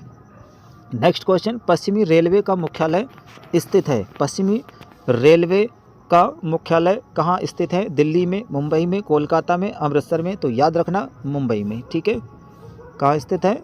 मुंबई में। चलिए नेक्स्ट क्वेश्चन की तरफ बढ़ेंगे। अगला क्वेश्चन है कि निम्नलिखित में से कौन से दो दूर स्थित स्थान पूर्व पश्चिमी गलियारा द्वारा आपस में जुड़ते हैं? एक बार फिर से क्वेश्चन पढ़ते हैं। निम्नलिखित में से कौन से दो दूर स्थित स्थान पूर्व पश्चिमी गलियारा द्वारा आपस में जुड़ते हैं? तो इसका जो सही आंसर हो जाएगा हमारा वो हो जाएगा option number B is the correct option. ठीक है, सिल्वर पोरबंदर। ठीक है, चलिए भाई आगे देखेंगे। नेक्स्ट क्वेश्चन देखते हैं। नेक्स्ट क्वेश्चन है हमारा कि सत्ता के क्षैतिज वितरण से क्या तात्पर्य है? सत्ता के क्षैतिज वितरण से क्या तात्पर्य है? तो देखेंगे थोड़ा इसका डिटेल, और इसकी डिटेल क्या है वो देखेंगे। यहाँ डिटेल है कि जब शासन के विभिन्न अंग जैसे विधायिका, कार्यपालिका और न्यायपालिका के बीच सत्ता के बंटवारे की व्यवस्था हो तब इसे सत्ता का क्षैतिज वितरण कहा जाता है। ठीक है, तो इसका जो राइट आंसर होने वाला है वो हो जाएगा हमारा सी, कार्यपालिका व्यवस्था तथा न्यायपालिका के बीच सत्ता का बंटवारा। ठीक है, चलिए अगले क्वेश्चन की तरफ बढ़ेंगे। सामुदायिक सरकार से क्या तात्पर्य है? जब पूरा समाज मिलकर शासन का संचालन करता हो, जब सत्ता का बंटवारा विभिन्न सामाजिक समूह में हो, बहुल कार्यपालिका वाली सरकार हो, मंत्रियों की सामूहिक जिम्मेदारी वाली सरकार हो। तो इसमें जो हमारा राइट आंसर होने वाला है वो हो जाएगा, करेक्ट आंसर होगा वी। ठीक है बाबू, क्या होगा? करेक्ट आंसर बी होगा। ठीक है, वीडियो को ज़्यादा से ज़्यादा शेयर कर दीजिए सभी बच्चों में, जिससे कि बच्चे सभी देख सकें। इससे बाहर एक भी एग्ज़ाम में आपको क्वेश्चन देखने को नहीं मिलेगा, ये मेरा दावा है। ठीक है भाई। चलिए नेक्स्ट क्वेश्चन पे बढ़ते हैं। नेक्स्ट क्वेश्चन क्या है हमारा, नेपाल में राजतंत्र की समाप्ति हुई। नेपाल में राजतंत्र की समाप्ति हुई, बताइए कब हुई थी। तो नेपाल में राजतंत्र 2008 में, पहला तो इतना थोड़ा यहाँ पे कि नेपाल में राजतंत्र 2008 में समाप्त हुआ। वर्तमान में नेपाल में गणतंत्रात्मक लोकतंत्र है, ठीक है। तो आंसर हमारा क्या बनने वाला है, 2008, ठीक है। चलिए नेक्स्ट क्वेश्चन देखेंगे। नेक्स्ट क्वेश्चन क्या है कि विभिन्न स्तरों पर सत्ता का बंटवारा क्या कहलाता है, ठीक है। विभिन्न स्तरों पर सत्ता का बंटवारा क्या कहलाता है, तो संघीय सरकार कहलाता है। Option number C is the correct answer. निरंकुशवाद का तात्पर्य है, निरंकुशवाद का तात्पर्य है क्या है, ऐसी शासन व्यवस्था जिसमें सत्ता पर जनता का अंकुश होता है, बिल्कुल नहीं, ठीक है। सत्ता का अंकुश नहीं होगा निरंकुशवाद पे।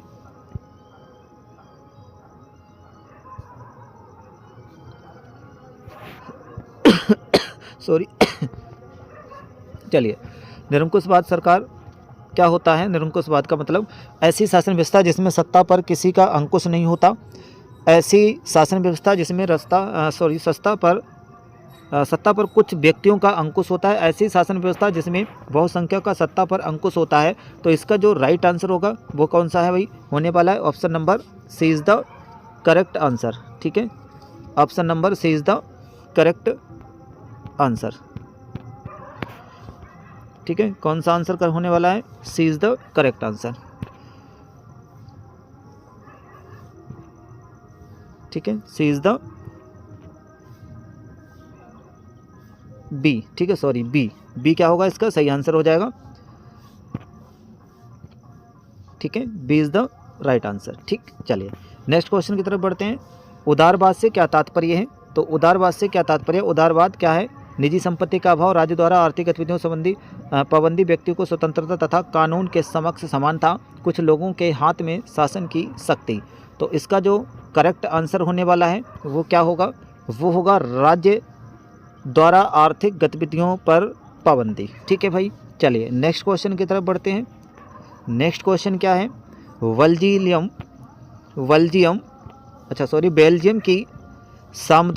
बेल्जियम की सामुदायिक सरकार में निम्नलिखित में से किसके मध्य सत्ता में साझेदारी है। तो सामुदायिक सरकार में निम्नलिखित में से किसके मध्य सत्ता में साझेदारी है, तो आपका यहाँ जो ऑप्शन बनने वाला है वो होगा ए, ठीक है, यानी विभिन्न सामाजिक समूहों के मध्य में, ठीक है। चलिए अगले क्वेश्चन पे देखेंगे, बढ़ते हैं। भारत में मताधिकार की यानी वोट डालने की मताधिकार मतलब भारत में मताधिकार की आयु क्या है, मतलब वोट डालने की आयु क्या मानी गई है। तो हमारा यहाँ जो ऑप्शन नंबर होने वाला है वो कितनी मानी गई है, वो मानी गई है 18, ठीक है। कितनी मानी गई है, 18 साल की इसको माना गया है। चलिए नेक्स्ट क्वेश्चन की तरफ। श्रीलंका में कौन सा बहुसंख्यक वर्ग है, ठीक है, तमिल, ईसाई, मुस्लिम, सिंघली, कौन सा है, तो हमारा यहाँ जो ऑप्शन होगा वो है सिंघली। चलिए ठीक है, अगले क्वेश्चन पे बढ़ते हैं। नेक्स्ट क्वेश्चन देखेंगे। नेक्स्ट क्वेश्चन मेरा क्या है, भारत में संघीय व्यवस्था है क्योंकि, ठीक है, भारत में संघीय व्यवस्था है क्योंकि यहाँ शक्तियों का विकेंद्रीकरण होता है, यहाँ शक्तियों का केंद्रीकरण होता है, संविधान लचीला है, उपयुक्त में से कोई नहीं। तो यहाँ क्या होता है, यहाँ शक्तियों का केंद्रीकरण होता है, इसलिए भारत में संघीय व्यवस्था है, ठीक है। Option number A is the correct answer. बढ़ेंगे नेक्स्ट क्वेश्चन पे। निम्नलिखित में से कौन सा संघ सूची का विषय है, ठीक है, कौन सा संघ सूची का विषय है, तो ध्यान रखेंगे विदेशी कार्य, ठीक है, कौन सा विदेशी कार्य जो है संघ सूची का विषय है, ठीक। चलिए नेक्स्ट क्वेश्चन की तरफ। इम्पोर्टेंट क्वेश्चन है भाई, ठीक है भाई, इम्पोर्टेंट क्वेश्चन हो गया, ये इम्पोर्टेंट क्वेश्चन है भाई, इम्पोर्टेंट क्वेश्चन है। क्या है क्वेश्चन, देखेंगे एक बार। क्वेश्चन है हमारा कि भारतीय संघ में अवशिष्ट शक्तियाँ किसको प्राप्त हैं, भारत में अवशिष्ट शक्तियाँ किसको प्राप्त हैं, तो आंसर यहाँ हो जाता है हमारा संघ, ठीक है, संघ को क्या है अवशिष्ट शक्तियाँ प्रदान की गई हैं। चलिए नेक्स्ट क्वेश्चन की तरफ। निम्नलिखित में से कौन सा संघीय राज्य नहीं है, तो याद रखना इसमें जम्मू एंड कश्मीर जो है वो हमारा संघीय राज्य नहीं है। ठीक है, तो चलिए अगले ऑप्शन की तरफ, अगले क्वेश्चन की तरफ। भारत में लोकतांत्रिक विकेंद्रीकरण हेतु किया गया संवैधानिक प्रावधान है। महिलाओं का संसद में प्रतिनिधित्व, स्थानीय स्वशासी निकायों को संवैधानिक दर्जा तथा नियमित चुनाव,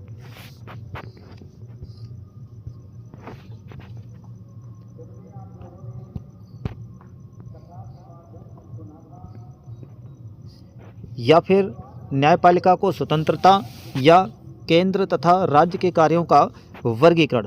ठीक है, तो ऑप्शन नंबर हमारा यहाँ क्या होने वाला है भाई, यहाँ ऑप्शन होगा B option is the right answer. ठीक है, यानी स्थानीय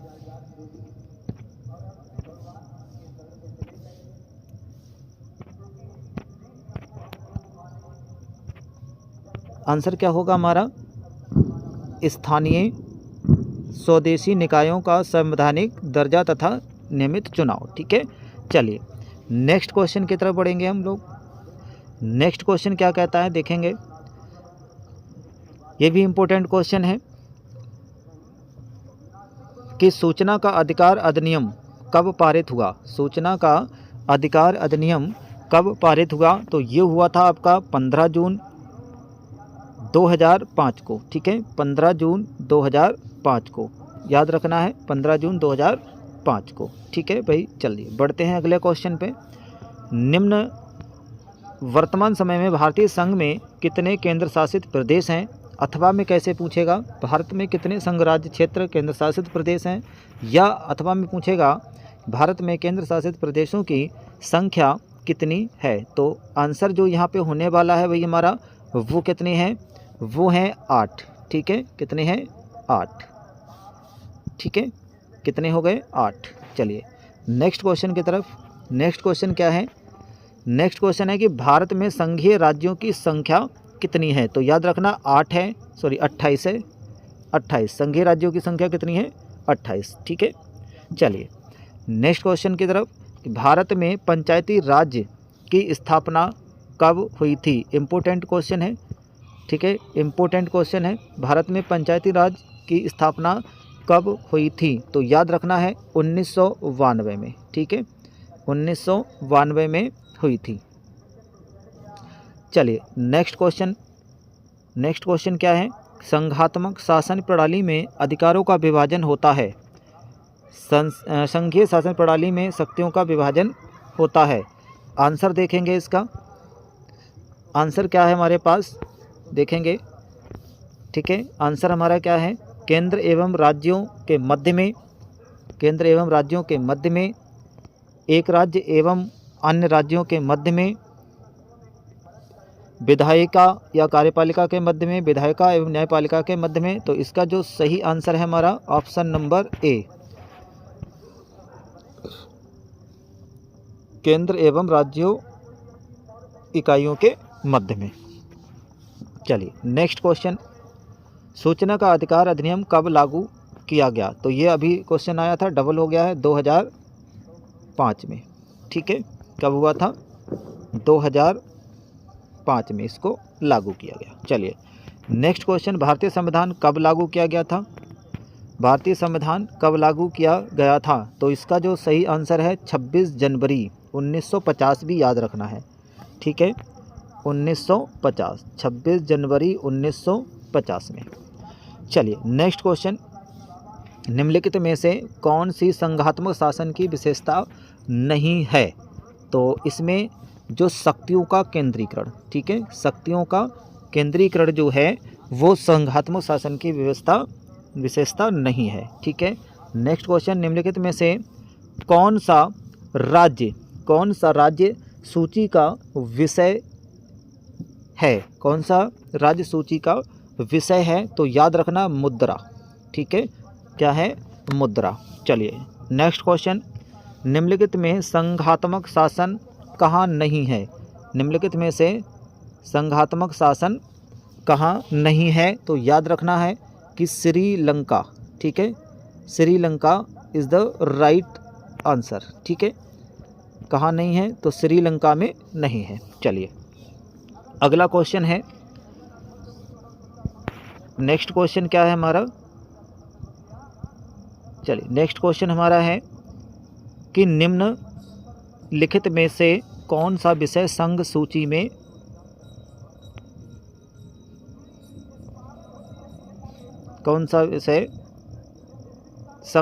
में है। तो देखेंगे इसका आंसर जो है हमारा वो ए हो जाएगा, प्रतिरक्षा। ठीक है, तो कौन सा विषय संघ सूची में है, प्रतिरक्षा विषय संघ सूची में है। अगला क्वेश्चन, निम्नलिखित में से क्या राज्य सूची है। तो क्या राज्य सूची है, देखिए पुलिस, कृषि, सिंचाई आदि राज्य सूची के विषय हैं, राज्य सूची का विषय है। जबकि मुद्रा, राज्य रक्षा, विदेश संबंध आदि संघ सूची का विषय है। तो इसका पूछा गया था, थोड़ा यहाँ पे ब्लैंक आ गया है, तो इस वजह से क्वेश्चन पूरा नहीं है, लेकिन मैं बता दूं, निम्नलिखित में से क्या राज्य सूची का विषय नहीं है। तो नहीं बताना है आपको, नहीं कौन सा हो जाएगा, मुद्रा। ठीक है, चलिए भाई नेक्स्ट क्वेश्चन की तरफ बढ़ेंगे। संवर्ती सूची से संबंधित विषय है, संवर्तित सूची से संबंधित विषय है। तो ऑप्शन हमारा क्या होगा, D is the right answer. ठीक है, चलिए नेक्स्ट क्वेश्चन 16 नंबर का, निम्नलिखित में से कौन सा राज्य भारत का संघीय राज्य नहीं है। ठीक है, संघीय राज्य नहीं है, तो इसमें हमारा आंसर जो होगा वो हो जाएगा दिल्ली संघीय राज्य नहीं है। ठीक है, फिर चलो आगे बढ़ेंगे। संविधान में उल्लिखित 3 सूचियों में से निम्नलिखित में से कौन सा विषय समवर्ती सूची में शामिल है। कौन सा विषय समवर्ती सूची में शामिल है, तो याद रखना शिक्षा। ठीक है, शिक्षा जो है समवर्ती सूची में शामिल है। ठीक है, चलिए आगे देखेंगे।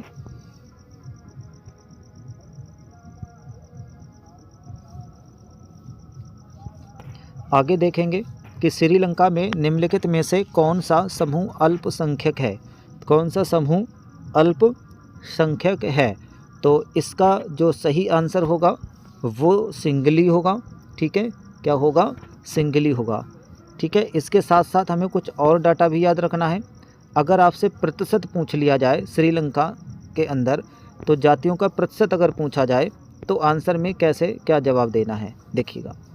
इसमें अगर आपसे प्रतिशत पूछा जाता है जातियों का श्रीलंका में, तो सिंगली में कितना है, सिंगली में है 74%। तमिल में कितना है, तमिल में है 18%। ईसाइयों का कितना है, तो ईसाइयों का जो है, ईसाइयों का कितना है, ईसाइयों का है 7%। और अन्य कितने रह जाते हैं इसमें, 1% में। ठीक है, चलिए ये भी याद रखना है आपको। नेक्स्ट क्वेश्चन, संविधान के माध्यम से महिलाओं का प्रतिनिधित्व सुनिश्चित किया गया। ठीक है, स्थानीय निकायों में, लोकसभा में, राज्यसभा में या राज्य विधानसभा में। देखिए इसका जो आंसर सही है हमारा पहला ही सही होगा, स्थानीय निकायों में। ठीक है, नेक्स्ट क्वेश्चन की तरफ। भारतीय संविधान में भाषाओं को किस अनुसूची में रखा गया है, तो ऑप्शन नंबर इसका सही होगा 8वीं अनुसूची में। ठीक, चलिए भारतीय संविधान के बारे में निम्नलिखित में से कौन सा कथन गलत है। ठीक है, गलत बताना है। यह धर्म के आधार पर भेदभाव नहीं मानता कि मनाही करता है। यह एक धर्म को राजकीय धर्म बताता है। सभी लोगों को किसी भी धर्म का पालन करने की आज़ादी देता है। किसी धार्मिक समुदाय में सभी नागरिक को बराबरी का दर्जा देता है। तो इसमें जो आंसर हमारा होगा वो होगा B is the right option. ठीक है, चलिए अगला क्वेश्चन देखेंगे। अगला क्वेश्चन हमारा क्या है, ठीक है भाई, अगला क्वेश्चन देखेंगे।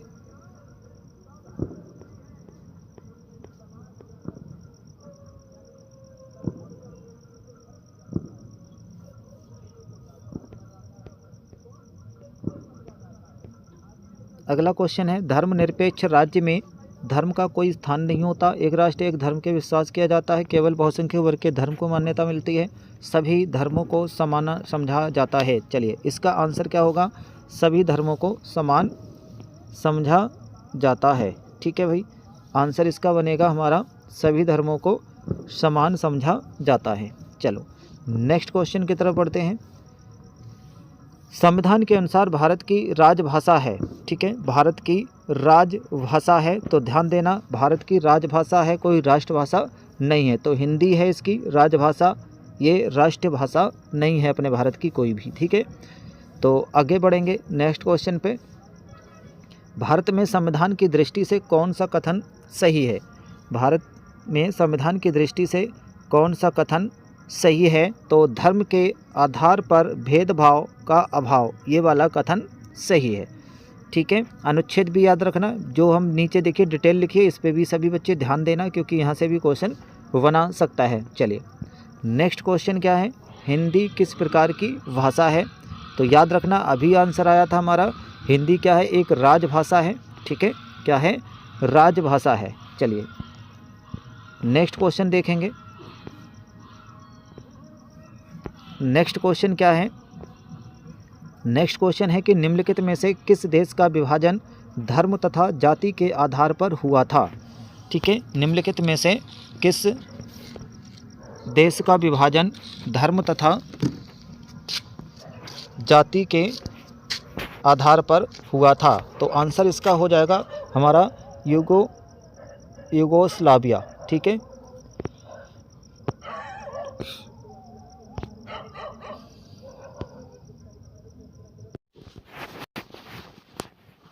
नेक्स्ट क्वेश्चन है हमारा कि निम्नलिखित में से किस देश का विभाजन धर्म तथा जाति के आधार पर हुआ था? तो इसका जो राइट आंसर होगा हमारा वो होगा ऑप्शन नंबर सी, यूगोस्लाविया, ठीक है। क्या हो जाएगा? यूगोस्लाविया। चलिए नेक्स्ट क्वेश्चन की बात कर लेते हैं। नेक्स्ट क्वेश्चन है हमारा कि भारत के संविधान की 8वीं अनुसूची में कुल भाषाएं हैं, ठीक है। तो कुल कितनी भाषाएं हैं? तो याद रखना है हमारी 8वीं अनुसूची में 22 भाषाएं हैं, ठीक है। चलिए अगले क्वेश्चन की तरफ बढ़ेंगे। नेक्स्ट क्वेश्चन है हमारा कि भारत में सबसे अधिक बोली जाने वाली भाषा कौन सी है? तो सबसे अधिक जो बोली जाने वाली भाषा है वो है हिंदी, ठीक है। कौन सी है? हिंदी, ठीक। राइट ऑप्शन होगा हिंदी। नेक्स्ट क्वेश्चन की तरफ बढ़ेंगे। यदि हम लैंगिक भेदभाव की बात करते हैं तो उसका अर्थ होता है समाज में स्त्री एवं पुरुष की असमान भूमिका, स्त्री एवं पुरुष के मध्य जैविक भिन्नता, बालक एवं बालिकाओं की संख्या में असमानता, उपयुक्त में से कोई नहीं। तो इसका जो सही आंसर होगा option number A is the right option, ठीक है। समाज में स्त्री एवं पुरुष का की असमान भूमिका, ठीक। चलिए next question sorry, Mahatma Gandhi का विचार था, क्या विचार था? तो महात्मा गांधी का विचार था कि धर्म को कभी भी राजनीति से अलग नहीं किया जा सकता, ठीक है। ऑप्शन नंबर ए सही होगा। नेक्स्ट क्वेश्चन की तरफ बढ़ेंगे। नेक्स्ट क्वेश्चन है हमारा कि बेल्जियम की सामुदायिक सरकार में निम्नलिखित में से किसके मध्य सत्ता में साझेदारी है? ठीक है, तो चलिए इसके जो ऑप्शन है वो इधर हैं, ऑप्शन मिलेंगे। चलिए देखेंगे इसके ऑप्शन क्या है कि विभिन्न सामाजिक समूहों के मध्य, शासन के विभिन्न अंगों के मध्य, केंद्र और विभिन्न अंगों के मध्य, राज्य सरकार और सामुदायिक सरकार के मध्य, ठीक है। तो यहाँ जो ऑप्शन होगा वो A is the right option, ठीक है। ए क्या हो जाएगा? इसका सही आंसर होगा। चलिए नेक्स्ट क्वेश्चन की तरफ बढ़ेंगे। नेक्स्ट क्वेश्चन है कि निम्नलिखित में से किसमें महिलाओं के लिए आरक्षण सुनिश्चित है? तो यहाँ ध्यान देना, ऑप्शन नंबर सी, पंचायती राज्य संस्थाओं में, ठीक है। चलिए नेक्स्ट क्वेश्चन की तरफ पढ़ेंगे। नेक्स्ट क्वेश्चन है हमारा धर्मनिरपेक्ष राज्य में क्या नहीं क्या होता है? देखिए, धर्म का कोई स्थान नहीं, एक राष्ट्र का एक धर्म में विश्वास, केवल बहुसंख्यक वर्ग के धर्म को मान्यता, सभी धर्मों को समान समझना, ठीक है। तो यही आंसर हमारा होगा, D is the right answer, ठीक है। चलिए अगले क्वेश्चन पे बढ़ेंगे। देखेंगे अगला क्वेश्चन क्या है कि निम्नलिखित में किस व्यवस्था के लिए राजनीतिक दल आवश्यक शर्त है? ठीक है, तो ऑप्शन नंबर इसका वी हो जाएगा, लोकतंत्र, ठीक है। चलिए नेक्स्ट क्वेश्चन देखेंगे। नेक्स्ट क्वेश्चन, उत्तर प्रदेश में प्रमुख विपक्षी दल कौन सा है? प्रमुख विपक्षी दल कौन सा है? तो इसका आंसर जो होगा वो है समाजवादी पार्टी। ठीक है, क्या है? समाजवादी पार्टी। राजनीतिक दलों के सामने कौन सी चुनौतियां हैं? तो यहाँ इन आंतरिक लोकतंत्र का ना होना बिल्कुल है, परिवारवाद बिल्कुल है, धन और अपराधी तत्वों के प्रधान प्रभाव ये भी है, इनमें से सभी, मतलब ये ऑप्शन नंबर डी इसका सही होगा। ठीक है, ऑप्शन नंबर क्या होगा?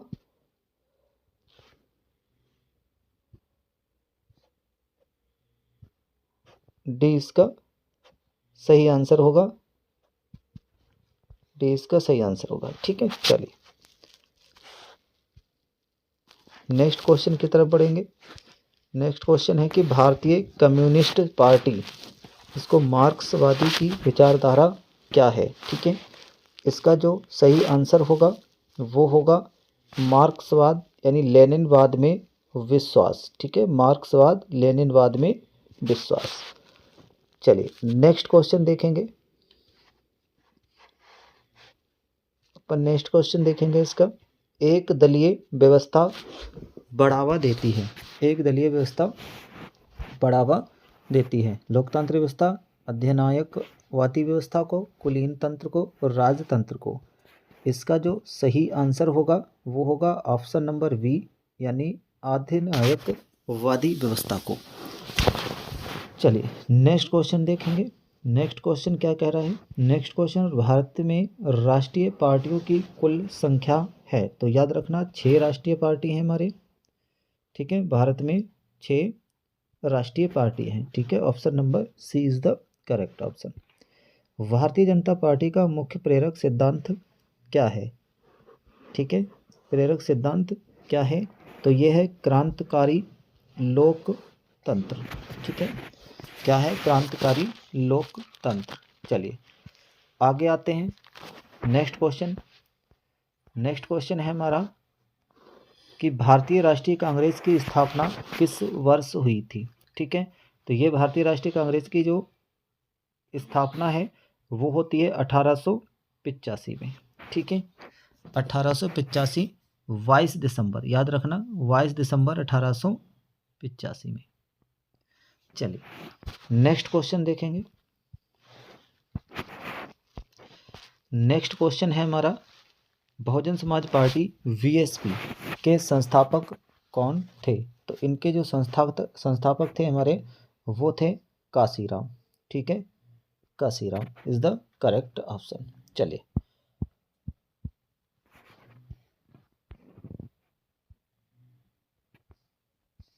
ठीक है, नेक्स्ट क्वेश्चन देखते हैं कि निम्नलिखित में से कौन सा राजनीतिक दल राष्ट्रीय पार्टी नहीं है? राष्ट्रीय पार्टी नहीं है, राजनीतिक दल राष्ट्रीय पार्टी नहीं है। तो option number D is the right option, Samajwadi party. ठीक है, चलिए भाई अगले क्वेश्चन पे बढ़ेंगे। नेक्स्ट क्वेश्चन क्या है देखेंगे। ठीक है भाई, नेक्स्ट क्वेश्चन देखेंगे भैया, निम्नलिखित में किसका संबंध लोकतंत्र से नहीं है? तो यहाँ याद रखेंगे किसका संबंध लोकतंत्र से नहीं है? बहुसंख्यकों का शासन, इसका लोकतंत्र से संबंध नहीं है। चलिए नेक्स्ट क्वेश्चन को देखेंगे भाई। नेक्स्ट क्वेश्चन है कि लोकतांत्रिक व्यवस्था अन्य व्यवस्थाओं से अच्छी है क्योंकि यह सभी नागरिकों में समानता को बढ़ावा देती है, व्यक्ति की गरिमा को बढ़ावा देती है। बिल्कुल दोनों आंसर सही हैं इसके, इसका मतलब है ऑप्शन नंबर सी इसका सही होगा, ए व वी दोनों। नेक्स्ट क्वेश्चन है, जनता के लिए शासन किस शासन व्यवस्था की विशेषता है? जनता के लिए शासन किस शासन की व्यवस्था है? तो याद रखना ये लोकतंत्र है। ठीक है, ये कौन है? लोकतंत्र है, ये है लोकतंत्र, ये लोकतंत्र है, इसका आंसर होगा लोकतंत्र। ठीक है, आगे बढ़ेंगे। अगला क्वेश्चन, लोकतंत्र के मूल्यांकन की दृष्टि से निम्नलिखित में से कौन सा बिंदु लोकतांत्रिक व्यवस्थाओं के अनुरूप नहीं है। ठीक है, तो इसका जो अनुरूप नहीं है तो बहुसंख्यकों का शासन अनुरूप नहीं है। ठीक है, चलिए अगला क्वेश्चन, भारतीय संविधान इम्पोर्टेंट लिख लीजिए इस पे। ठीक है, ये क्या है, इम्पोर्टेंट क्वेश्चन है भाई, इम्पोर्टेंट है, ध्यान रखना। भारतीय संविधान कब लागू किया गया था, अथवा लिखित संविधान भारत में कब लागू किया गया? तो याद रखना, भारतीय संविधान 26 जनवरी, ठीक है, भारतीय संविधान 26 जनवरी 1950 को लागू हुआ। इसी दिन भारत को एक गणतंत्र राज्य घोषित किया गया। ठीक है, तो ऑप्शन की अगर हम बात करते हैं तो option number D is the right option. ठीक, चलिए नेक्स्ट क्वेश्चन, निम्नलिखित में से कौन लोकतंत्र से संबंधित है? निम्नलिखित में से कौन लोकतंत्र से संबंधित है? तो इसका जो सही आंसर होगा पारदर्शी शासन, वैध शासन या उत्तरा सभी होंगे। ठीक है भैया, सभी हो जाएंगे इसमें। चलिए नेक्स्ट क्वेश्चन पे बढ़ेंगे, निम्न में से कौन सा लोकतंत्र का अवगुण है? कौन सा लोकतंत्र का अवगुण है? ठीक है, कौन सा लोकतंत्र का अवगुण है? तो धनी व्यक्ति का शासन, दोनों दलों में व्यक्तिवाद, बहुसंख्यक की प्राथमिकता। तो इसमें जो होगा वो डी ऑप्शन सही होगा, सभी। ठीक है, क्या है, सभी इसका आंसर होगा। आगे बढ़ेंगे अगले क्वेश्चन पे। अगला क्वेश्चन है, निम्नलिखित में से कौन सा शासन का अंग नहीं है? ठीक है, कौन सा शासन का अंग नहीं है? तो याद रखना, नगर पालिका शासन का अंग नहीं होता है। ठीक है, तो ऑप्शन नंबर बी इसका सही जवाब होगा। ठीक है, ऑप्शन नंबर बी इसका सही जवाब होगा।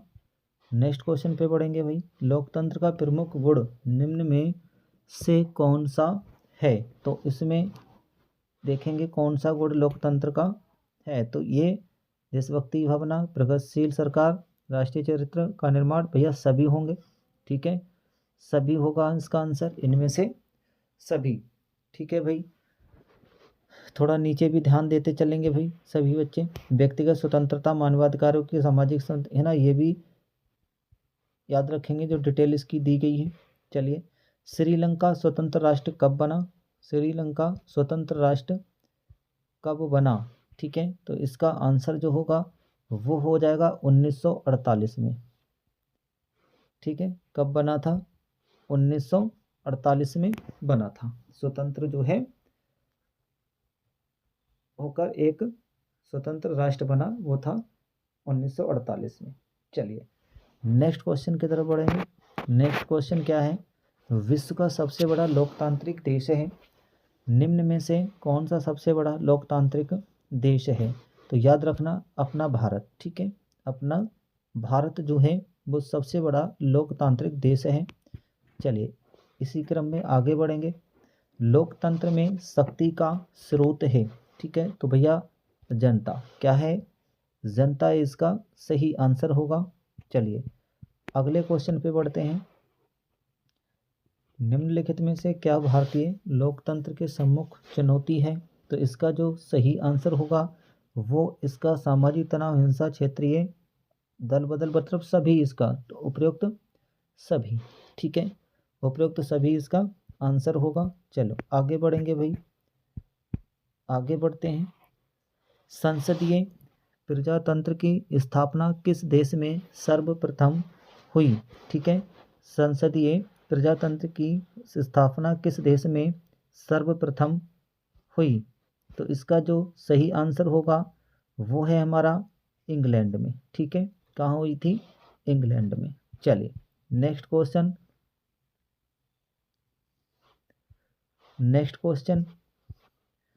नेक्स्ट क्वेश्चन ये रहा आपके सामने। चलिए देखेंगे, लोकतांत्रिक व्यवस्था के राजनीतिक और सामाजिक असमानताओं के बारे में किए गए अध्ययन बताते हैं कि लोकतंत्र और विकास साथ साथ चलते हैं। लोकतंत्र लोकतांत्रिक व्यवस्थाओं में असमानताएं बनी रहती हैं, तानाशाही में असमानताएं नहीं होती, तानाशाही लोकतंत्र से बेहतर है। तो इसमें भैया जो राइट आंसर होगा हम लोगों का बच्चों वो हो जाएगा बी। ठीक है, B is the right option. ठीक है, B is the right option, यानी लोकतांत्रिक व्यवस्थाओं में असमानताएं बनी रहती हैं। ठीक है भाई, चलिए अगला क्वेश्चन देखते हैं कि निम्नलिखित में से किस एक देश को छोड़कर हर जगह तानाशाही पर लोकतंत्र को प्राथमिकता दी जाती है। तो इसमें जो आंसर होगा हमारा वो है भैया पाकिस्तान। ठीक है, क्या है? पाकिस्तान है, जहाँ लोकतंत्र को एक देश छोड़ दिया, इसमें लोकतंत्र को प्राथमिकता नहीं दी जाती। ठीक है भाई, चलते हैं नेक्स्ट क्वेश्चन की तरफ। नेक्स्ट क्वेश्चन क्या है? नेपाल में लोकतंत्र की स्थापना हुई, मतलब कब हुई थी ये बताना है। कब हुई थी? तो याद रखना है 2006। ठीक, 2006 24 अप्रैल को। ठीक है ना, 2006 24 अप्रैल को होती है इसकी, 24 अप्रैल। ठीक है, 24 अप्रैल को। चलिए अगला क्वेश्चन ये रहा आपके सामने। एजेंडा 21 का संबंध किससे है? एजेंडा 21 का संबंध किससे है? याद रखना है, ये है आपका एजेंडा 21 का संबंध किससे है? सत पोषणीय विकास से। ठीक है, सत पोषणीय विकास से। नेक्स्ट क्वेश्चन, निम्नलिखित में से किस देश का मानव विकास सूचकांक सर्वोच्च है? मानव विकास, किस देश का मानव विकास सूचकांक सर्वोच्च मतलब सबसे ऊंची रैंक पे है? तो इसमें जो आंसर है हमारा वो ऑप्शन नंबर ए होगा, सी होगा, श्रीलंका। और श्रीलंका, अगर हम इसके कुछ रैंक की और बात करते हैं, ठीक है, तो रैंक की अगर हम बात करते हैं तो यहाँ रैंकों को देख लेते हैं। श्रीलंका मानव विकास सूचकांक के लिस्ट 193 देशों में 77वां स्थान प्राप्त किया है, जो सर्वोच्च स्थान पर है। तो बेटा श्रीलंका कहाँ है? देखेंगे, श्रीलंका की बात आती है, श्रीलंका की जब बात आती है तो ये 71वें स्थान पे है। भारत हमारा 134 पे है, बांग्लादेश 135 पे, नेपाल 147, पाकिस्तान 152 पे। ठीक है, ये हमारा सूचकांक है। 193 देशों में श्रीलंका 71वें स्थान पर है। और भारत कौन से पे है? भारत 134वें। ठीक है, चलिए निम्नलिखित में से किस पड़ोसी देश की स्थिति मानव विकास की दृष्टि से भारत से बेहतर है? ठीक है, भारत से बेहतर है तो ये हमारा श्रीलंका है भैया। ठीक है, श्रीलंका है। चलिए आगे देखते हैं, क्योंकि यहाँ शिक्षा, आय जैसी बुनियादी सुविधाएं भारत की तुलना में अच्छी हैं। अगर हम बात करें मानव विकास सूचकांक की तो हमने अभी ये बता ही दिया है। चलिए आगे देखेंगे, अगला क्वेश्चन इसका देखते हैं। क्वेश्चन नंबर अगला है कि किसी देश का विकास आधारित होता है, किसी देश का विकास आधारित होता है, किस पर आधारित होता है? किस पर आधारित होता है? तो याद रखना, प्रति व्यक्ति आय बिल्कुल सही, औसत साक्षरता दर पर ठीक है, लोगों की स्वास्थ्य स्थिति बिल्कुल बढ़िया, मतलब उपरोक्त डी वाला सही होगा। ठीक है, उपरोक्त सभी। चलिए अगला क्वेश्चन देखेंगे भैया। अगला क्वेश्चन है मेरे प्यारे बच्चों कि मानव विकास, ठीक है,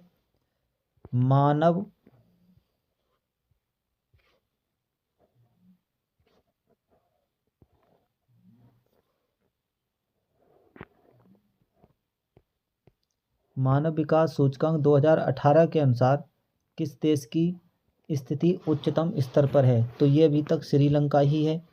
ठीक है, क्या है? श्रीलंका ही इसका आंसर होगा। चलिए नेक्स्ट क्वेश्चन की तरफ बढ़ेंगे। स्वयं सहायता समूह में बचत और ऋण संबंधी अधिकतर निर्णय लिए जाते हैं बैंक द्वारा, सदस्यों द्वारा, गैर सरकारी संस्थाओं द्वारा, इनमें से कोई नहीं। तो यहाँ ध्यान रखना है, सदस्यों द्वारा लिए जाते हैं। ठीक है, क्या आंसर होगा इसका? सदस्यों द्वारा। ठीक है, सदस्यों द्वारा, इसका सही आंसर होगा। चलो नेक्स्ट क्वेश्चन पे बढ़ेंगे। नेक्स्ट क्वेश्चन है 2019 में भारत में जन्म के समय संभावित आयु कितनी थी? भारत 2019 में भारत में जन्म के समय संभावित आयु कितनी थी?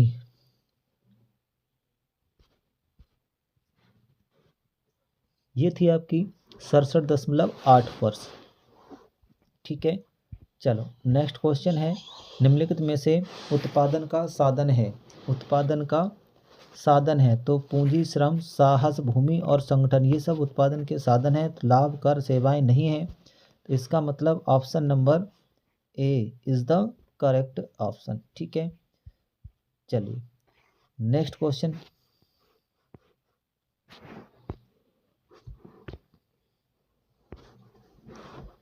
निम्नलिखित में से किसको सेवा क्षेत्रक भी कहते हैं? तो इसमें हमारा जो ऑप्शन होगा D is the right answer. ठीक है, तृतीयक क्षेत्रक। अगला क्वेश्चन है, निम्नलिखित में से किसको कृषि एवं सहायक क्षेत्रक भी कहते हैं? Option number A is the right option, प्राथमिक क्षेत्रक को। अगला क्वेश्चन देखेंगे। अगला क्वेश्चन है, निम्नलिखित में से कौन सा व्यक्ति असंगठित क्षेत्र के अंतर्गत आता है? ऑप्शन नंबर ए इसका सही जवाब होगा। ठीक है,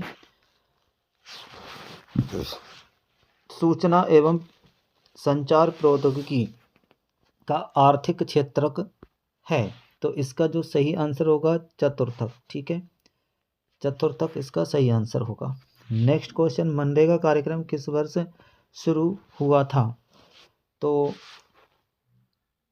आंसर इसका होता है 2005 में। कब शुरू किया गया था? सन 2005 में। ठीक है, नेक्स्ट क्वेश्चन, औद्योगिक क्रियाओं को किस आर्थिक क्षेत्र के अंतर्गत रखा जाता है? तो इसका जो सही जवाब होगा द्वितीयक क्षेत्रक में। चलिए नेक्स्ट क्वेश्चन देखेंगे। नेक्स्ट क्वेश्चन क्या है? नेक्स्ट क्वेश्चन है कि निम्नलिखित में से कौन सा व्यक्ति अर्थव्यवस्था के प्राथमिक क्षेत्र से संबंधित है? तो आंसर इसका होगा मछुआरा। ठीक है, मछुआरा। चलिए नेक्स्ट क्वेश्चन देखेंगे। एक देश का अधिकांशतः प्राकृतिक प्रक्रिया से उत्पादन क्षेत्रक की गतिविधि है, तो इसमें प्राथमिक गतिविधि है, ध्यान रखना, प्राथमिक गतिविधि। अगला क्वेश्चन, वर्ष 2017-18 में द्वितीय क्षेत्रक में कितने प्रतिशत श्रम को रोजगार प्राप्त हुआ था? ठीक है, तो याद रखना 25%। कितनों को? 25% जो है द्वितीय क्षेत्र में कितने प्रतिशत श्रम को रोजगार प्राप्त हुआ? 25% रोजगार प्राप्त हुआ था। अब थोड़ा इसका डाटा यहाँ भी याद रखना, यहाँ पर भी डाटा याद रखेंगे। यहाँ पर प्राथमिक क्षेत्र में कितना है? 44% होगा, द्वितीय क्षेत्र में 25%, तृतीय क्षेत्र में 31%। ठीक है, ये भी तीनों डाटा याद रखने हैं। चलिए नेक्स्ट क्वेश्चन, द्वितीय क्षेत्र को अन्य किस नाम से जाना जाता है? तो अन्य नाम से किसके जाना है? औद्योगिक क्षेत्र के नाम से जाना जाता है। सेवाओं को किस क्रियाकलाप क्षेत्र के अंतर्गत रखा जाता है? तो ये रखा जाता है तृतीय क्षेत्र के अंतर्गत। ठीक है, चलिए सार्वजनिक और निजी क्षेत्र के विभाजन का आधार क्या है? सार्वजनिक और निजी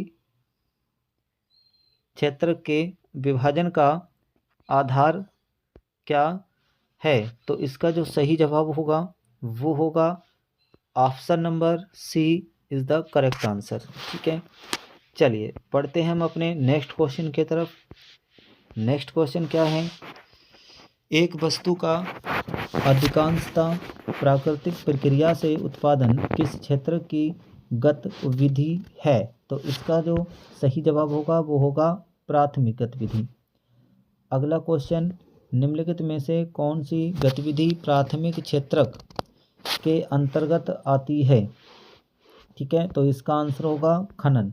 ठीक है, खनन। एक वस्तु का अधिकांशतः प्राकृतिक प्रक्रिया से उत्पादन डैश डैश में शामिल होता है? प्रारंभिक क्षेत्रक में, द्वितीय क्षेत्रक में, तृतीयक सूचना प्रौद्योगिकी क्षेत्रक में, या फिर प्रारंभिक क्षेत्र? तो देखिए सही आंसर होगा इसका प्राकृतिक क्षेत्रक में। चलिए नेक्स्ट क्वेश्चन है, सेवा क्षेत्र निम्नलिखित में से किस क्षेत्र में सम्मिलित है? तो यहाँ पर तृतीय क्षेत्र में सम्मिलित है ये। Option number C is the right option. चलिए, भारत में जीविका का प्रमुख स्रोत है। भारत में जीविका का प्रमुख स्रोत क्या है? कृषि है। ठीक है, कृषि है। क्या है? कृषि है।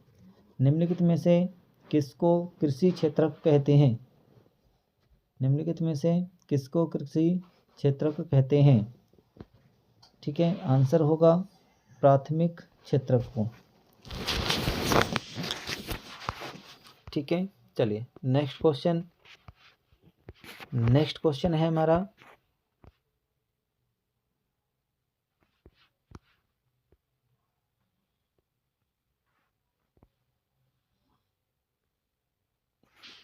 निम्नलिखित में से किस वर्ष महात्मा गांधी राष्ट्रीय ग्रामीण रोजगार गारंटी एक्ट चलाई गई थी? ठीक है,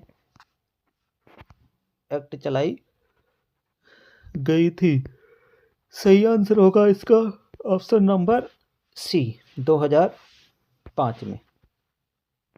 ठीक है, चलिए आते हैं अपने अगले क्वेश्चन पे। और अगला क्वेश्चन हमारा क्या है कि एक वस्तु का अधिकांशतः प्राकृतिक प्रक्रिया से उत्पादन किस क्षेत्र की गतिविधि है?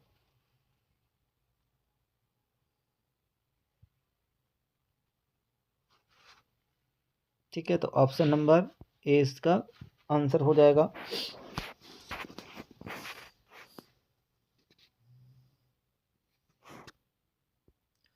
नेक्स्ट क्वेश्चन, एक वस्तु का अधिकांशतः प्राकृतिक प्रक्रिया से उत्पादन डैश डैश प्राथमिक क्षेत्र में, तो इसका भी ऑप्शन प्राथमिक क्षेत्र की ही होगा।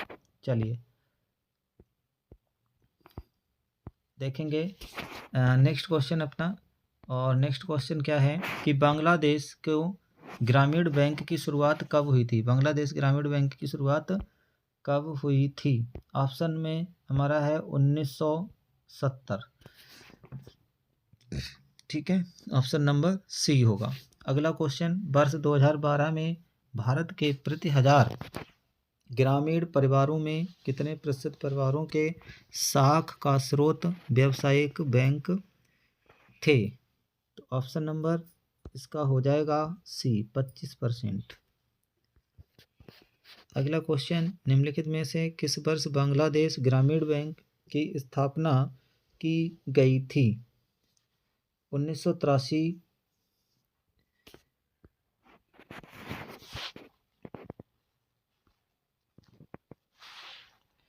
देखिए इसमें ऑप्शन गलत है। एक 1983 होना चाहिए था, 1983 नहीं है। ठीक है, तो ये अपवाद में आता है। चलिए, इसमें ऑप्शन ही नहीं है। भारतीय रिजर्व बैंक की स्थापना कब की गई? तो भारतीय रिजर्व बैंक की स्थापना हुई थी सन 1935 में। ठीक है, कब होती है? 1935। चलिए अगला क्वेश्चन, भारत में कितने प्रतिशत लोग अनौपचारिक स्रोतों से ऋण प्राप्त करते हैं? तो यहाँ आंसर होगा 90%। ठीक है भाई, चलो मुद्रा का निर्गमन किसके द्वारा किया जाता है? ठीक है, अगला क्वेश्चन क्या है, मुद्रा का निर्गमन किसके द्वारा किया जाता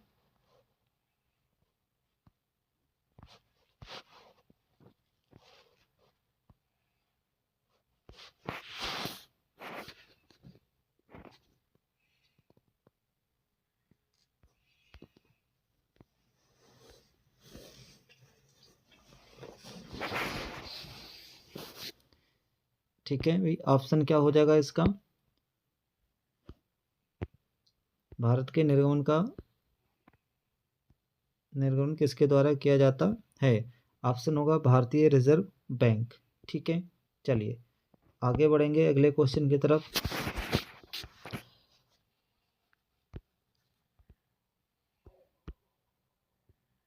भारत 1944 में अंतर्राष्ट्रीय मुद्रा कोष IMF की स्थापना कहाँ की गई थी? तो ऑप्शन नंबर भारत, ठीक है, बी, क्या हो जाएगा भैया? बी होगा, संयुक्त राज्य अमेरिका, ठीक है, गलत हो गया था, संयुक्त राज्य अमेरिका। भारत, अगला क्वेश्चन, भारत में आर्थिक उदारीकरण की शुरुआत कब हुई थी? ठीक है, तो ये हुई थी 1951 में, ठीक है, 1951 में हुई थी। नेक्स्ट क्वेश्चन, विश्व व्यापार संगठन WTO की स्थापना किस वर्ष हुई थी? तो ऑप्शन नंबर इसका सही होगा, वो होगा डी, 1995 में।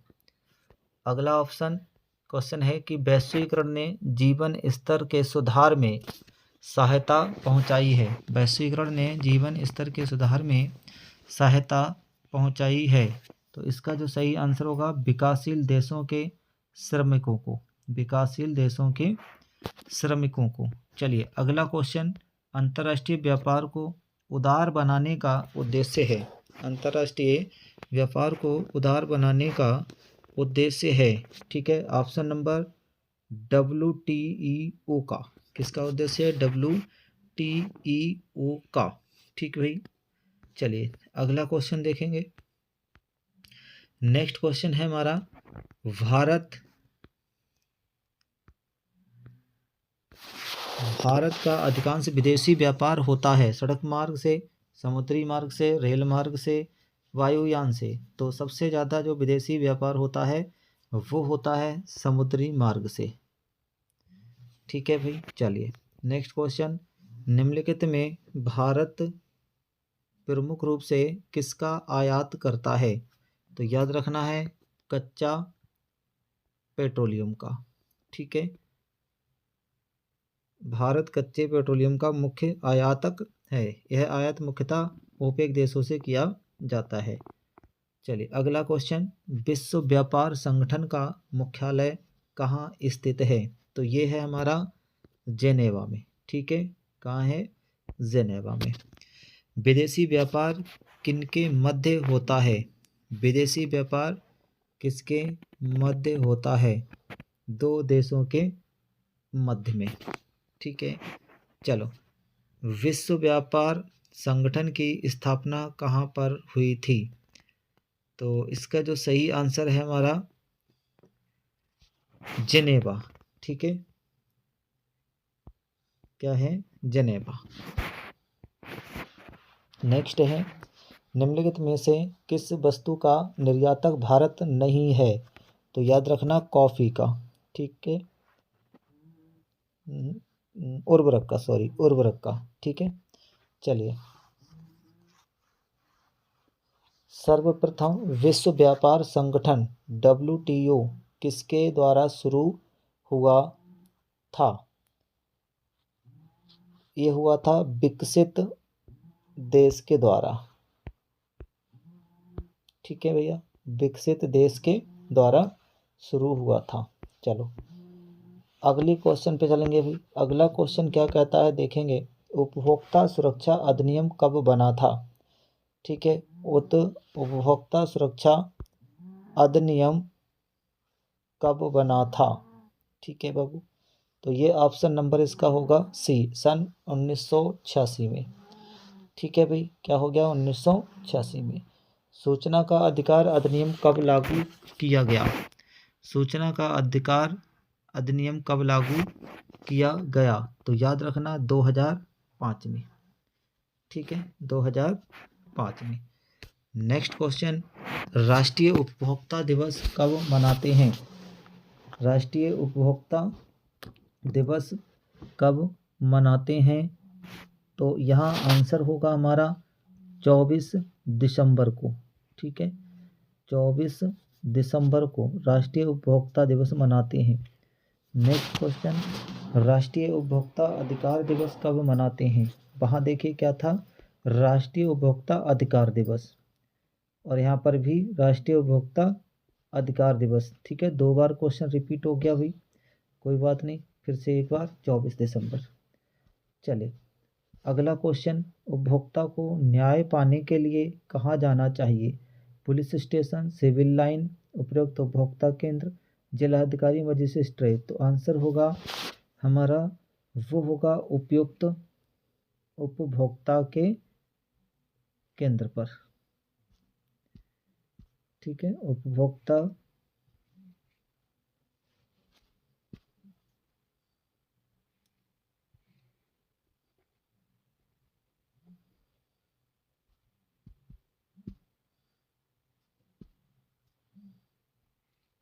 ठीक है, उपभोक्ता केंद्र पर। चलिए नेक्स्ट क्वेश्चन क्या है हमारा, भारत में उपभोक्ता संरक्षण अधिनियम कब लागू किया गया? तो ये हमारा हो जाता है option number D is the correct answer.